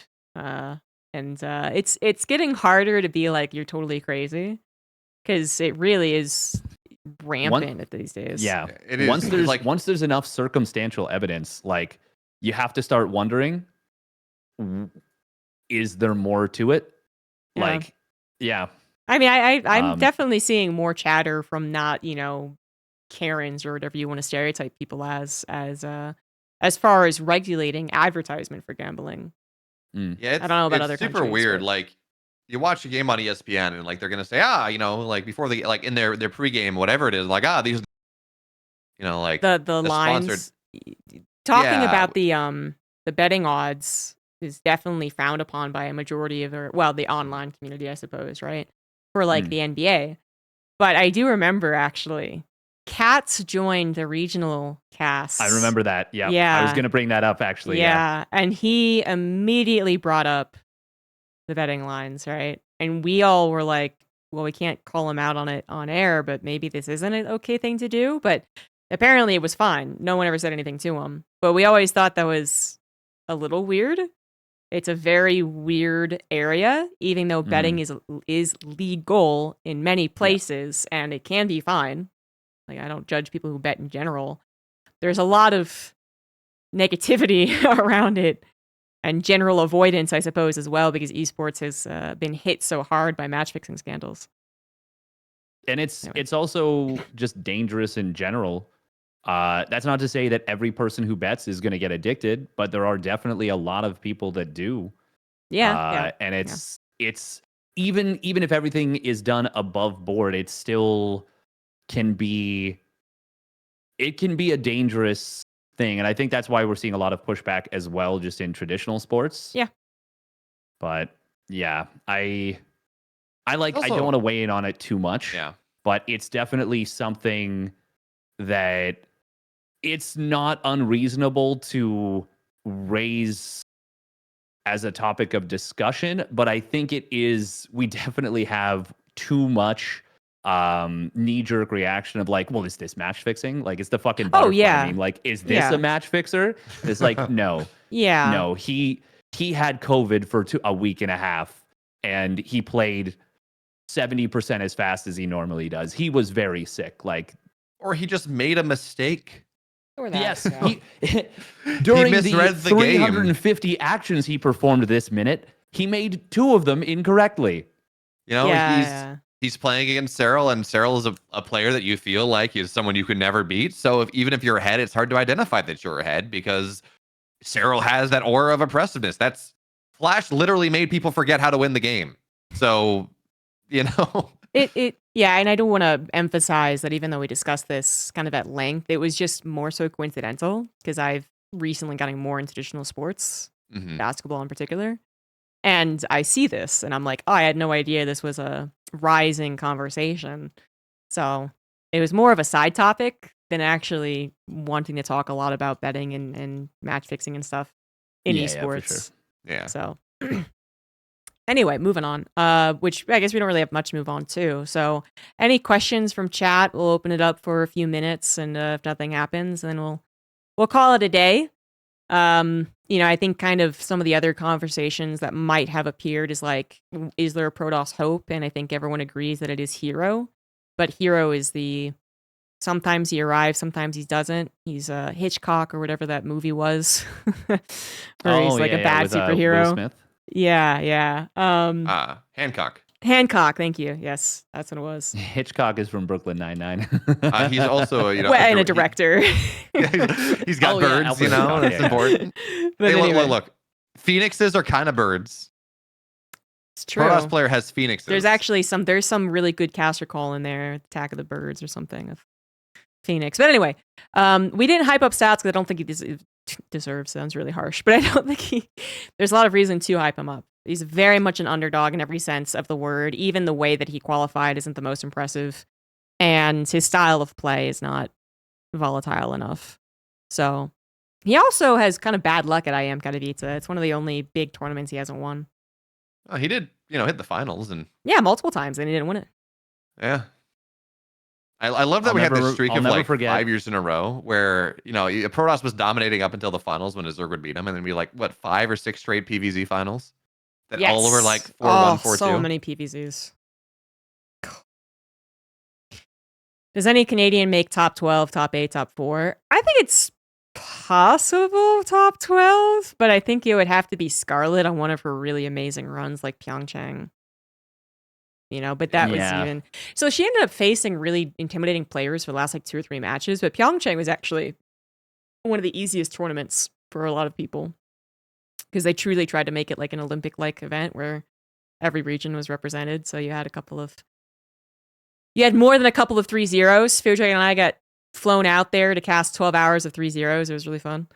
As long as you had fun.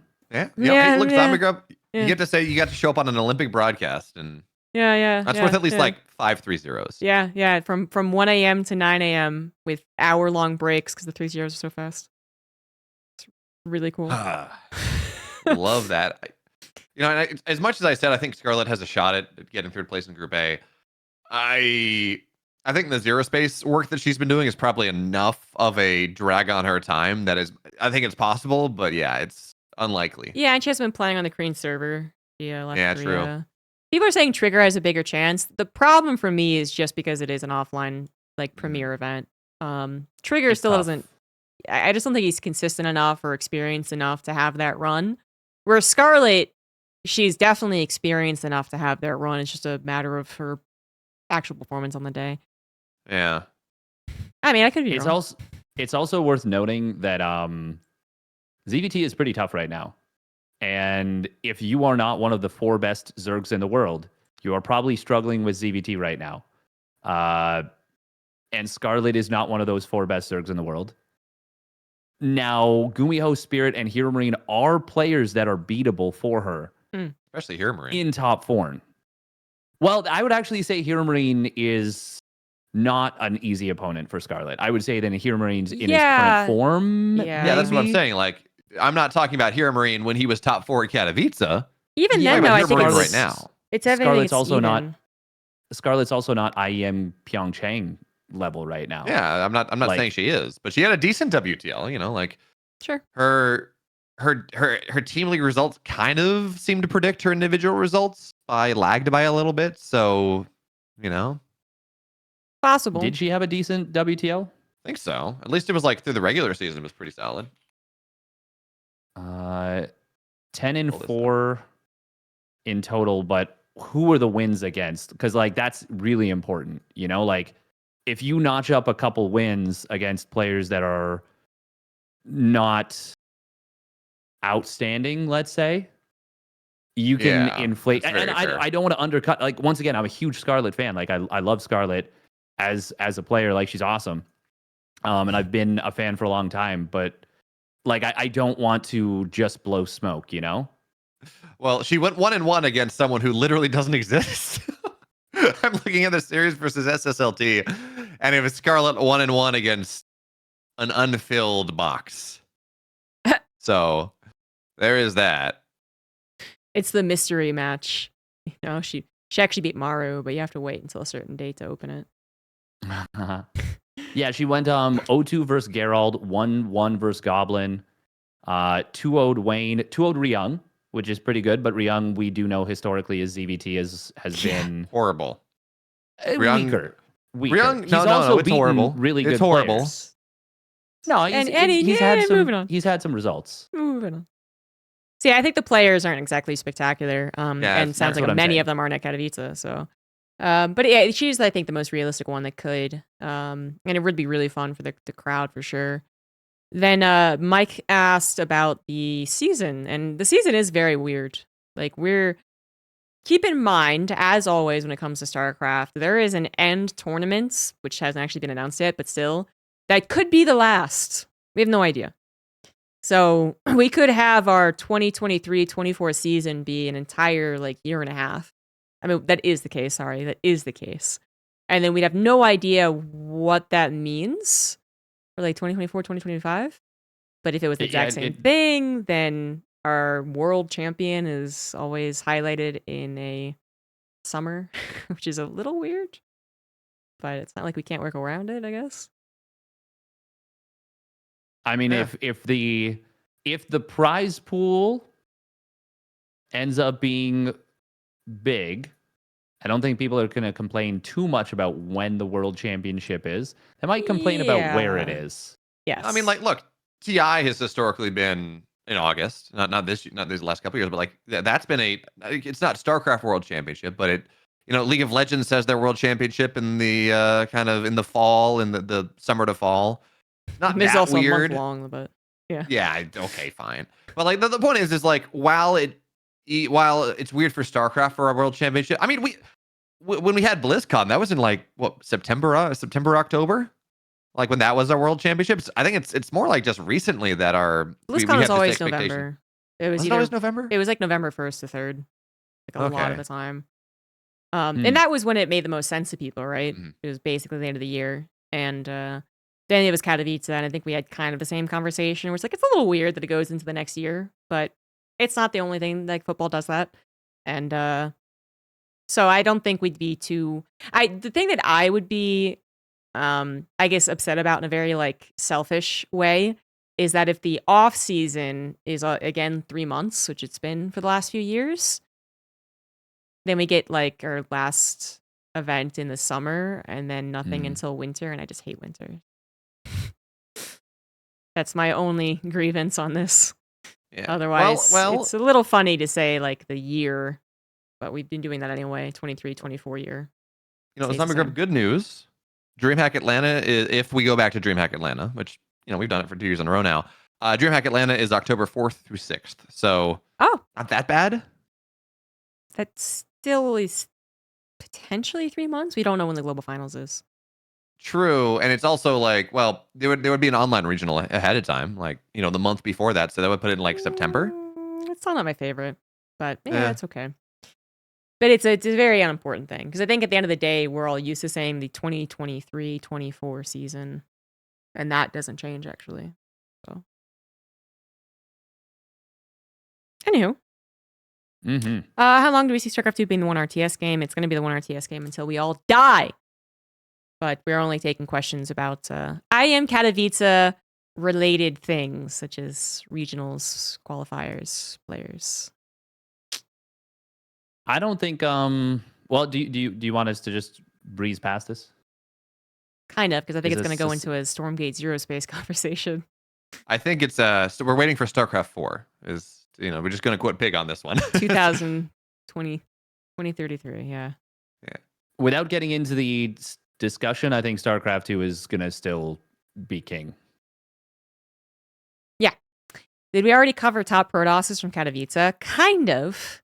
We all believed that Protoss wouldn't make the top 4, although you guys did predict it, but I think you're being hot takes. Hero's the only likely one. I think if Hero makes playoffs, I think he's got a solid shot at top 4. But Group D is such a shit show that you're like, I don't know, It's Yeah. entirely possible that there will be no Protoss hope in the round of 12. Yeah, That is I a think it's real very possibility. possible. And But- that's not to say there won't be a Protoss player making it in the round of 12. I think we will see that.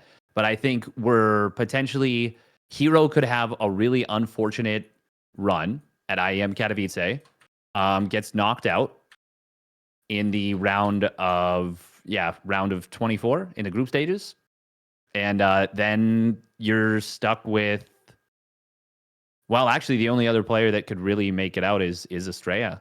I think And you maybe mean he Firefly. runs into like Cure or Solar or frickin' Maru. He could run into Maru in the round of 12. Yeah, as much as I want to believe in Pig's prediction, it's tough. It's tough. We'll win the finals with Proxy Nexus, you heathens. We I didn't love it. actually guess who the winner was, but I'm just going to say Cyril. Yeah, I think it's pretty fair. Cyril's pissed right now. He is going to win. He is looking terrifying. Rather boring answers. Sorry, chat. I mean, we'll see. We'll see. We'll see. We'll see. We'll see. We'll see. Anyway, that's it, I think, guys. I think that is it. Yeah. Big news for a lot of people. Apparently still needs to be. I'm gonna bookend it in the beginning and end of the show. These are not the global finals. I don't like having to repeat that because it sounds like I'm trying to discredit how amazing of a tournament it is, but it does need to be clarified for a lot of people. And if you are incredibly upset that Tastosis isn't commentating Katowice, please direct yourself Team Liquid, TL.net, and join in on the haters. That's where they're all collecting. And Please if you tell us. want, you can construct a little rating of the commentators out of 10. People As love that. Somebody did that. Yeah. People love being rated out of 10, especially when you rate them lowly, and even more That so guy- when you leave them off the list. Yeah, What that guy I was love- nice. He was like, if I don't like them, then I'm just not going to list them. And I was like, it's a good attempt Okay, at being nice. You tried. It didn't work, but you tried. You did your best. You were just bad at it. And, Let's like, you didn't really can we try rate his to. list out of 10? You know, like Can you we didn't rate his really list out of try. 10? You can rate his list out of 10. I didn't like it, so I'm Yeah. not going to list it. Oh shit! Okay, I like that. That's This so is kind. this is love it or list it, except we don't love it and we won't list it. Someone out also there, saw some Wardy's psychology response. student is like, methinks, ZombieGrub, the more you talk about this, the more that it does bother you.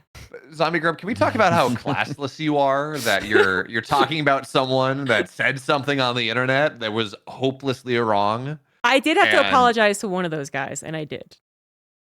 He thought that casters could possibly be salty, and that is not a stupid thing to observe. I thought he was agreeing with something much stupider. I saw that whole thing and I almost responded to it just to be like, just letting you know, we all see this. And I decided against it, but I was, because I saw it was like a very buried thread. Like it went like 10 comments deep between the two of you. Yeah.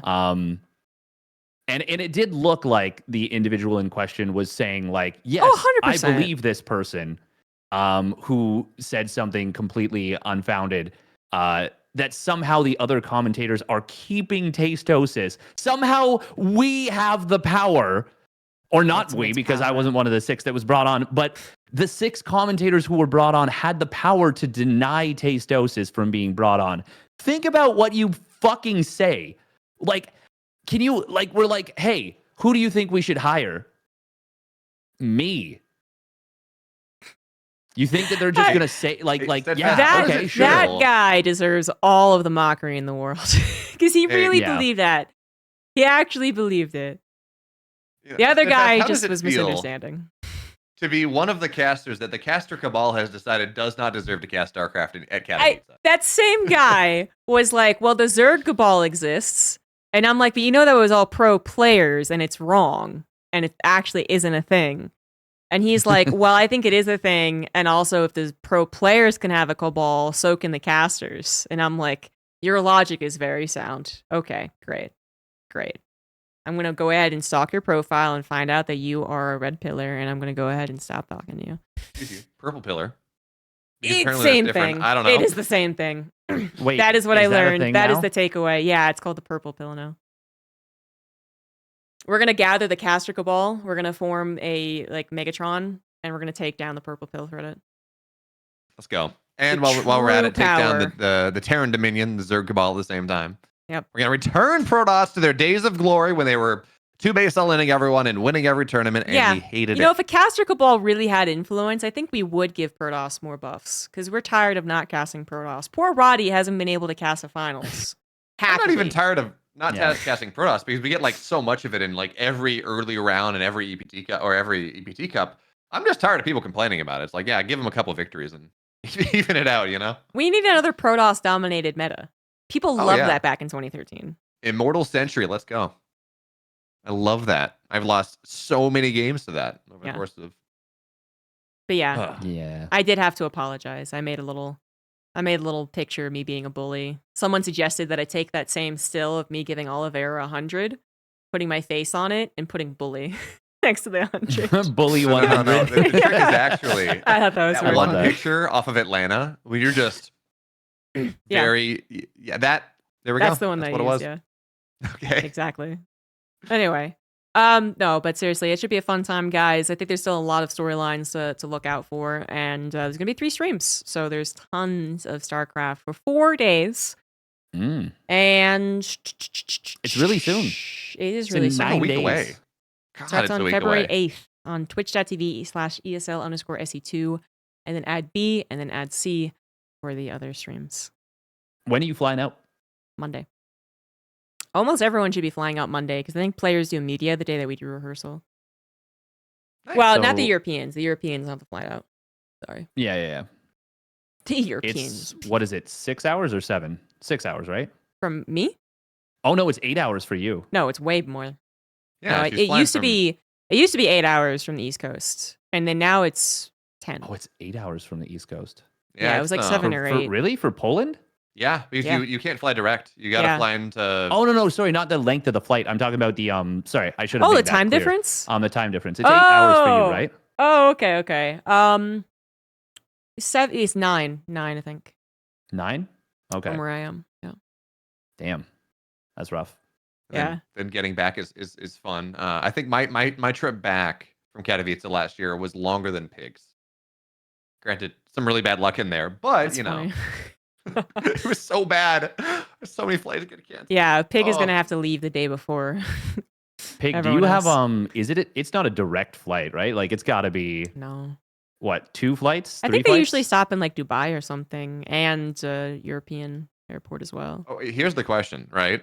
They have him stop in Dubai because that's the path to Katowice. With our new Saudi overlords, does that mean Pig gets like the nice lounge? You wish. Is that how that works? We're still not powerful enough to get business class, that's for sure. You Not gotta powerful pay for that enough, you lounge say. yourself, you know? Why is Tesosis not joining Katowice? Here is a 9-foot pole. And here's the 10-foot pole that I'm going to use not to talk about that. I've already talked about it actually on my stream if you really want the deets. It's not that dramatic. Yeah, It's because we didn't want them there. no, because ZombieGrub didn't want them there. Steadfast, we're on the beast room. You don't have this power. Oh yeah, right. I'm free from the I took all the charges. cocaine in Atlanta. And now I'm taking all the power of the caster cabal. You guys get nothing. Unlimited the special power! caster cocaine that gives you secret magical powers. Yes, exactly. There's regular cocaine and there's caster cocaine. When I Hells need yeah. to stay up extra late, I take the caster cocaine difference. Someone is not going to watch the beginning of this show and just. Like, what the hell? I cannot wait. Someone said that I was inactive up until Oh, yeah? 2018. I cannot wait until 5 years from now. People are saying that I take heroin, and that's why I wear long sleeves. This is going to happen. That was a really interesting thread. It made me feel really good about myself for parts of it, because there was like a lot of people being like, "Oh man, yeah, etc." Blah, blah, blah, blah, blah. But then like, yeah, some of the shit that was put on there where they were like, "Yeah, ZG, amazing. like, man, I really think they should bring on some active casters like Steadfast and leave out the people like ZG who haven't been cast in the game." And I'm like, "Fucking what?" I was so Are you confused. serious? And I swore it was like, you because have- Wikipedia pro gamer years, but I looked at my Wikipedia and that wasn't even correct. Like, I don't know where he got the years from. It's crazy. Steadfast, Yeah, you have it the was- worst luck of like whenever someone, not always, but it feels like a higher percentage of people that go and like, I love Steadfast by hating someone else. It's like, guys, come on. Yeah, Like, you Dave is are- great. I don't know why you got some, you got the odd fans to a certain degree. I actually told my oh no, What are those? the parasocial relationship. I told my stream that they have to go on Twitter and Team Liquid and Reddit and say ZombieGrub's the best and these guys suck, because I'm getting envious. Okay. Mhm. Roddy continues to stay invisible. Doesn't even get talked about, but everyone assumes that he's always going to be there. And yeah, that's currently where we're at anyway.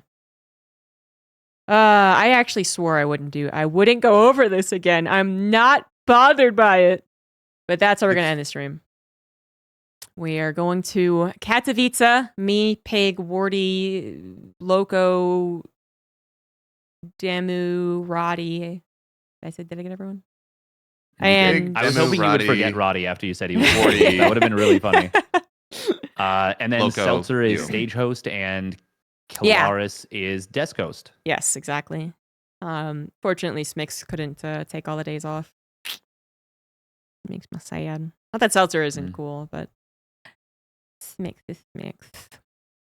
And that'll be He's it. too good. And Maddox is translating, is what I also Mhm. found out on the Wikipedia. So,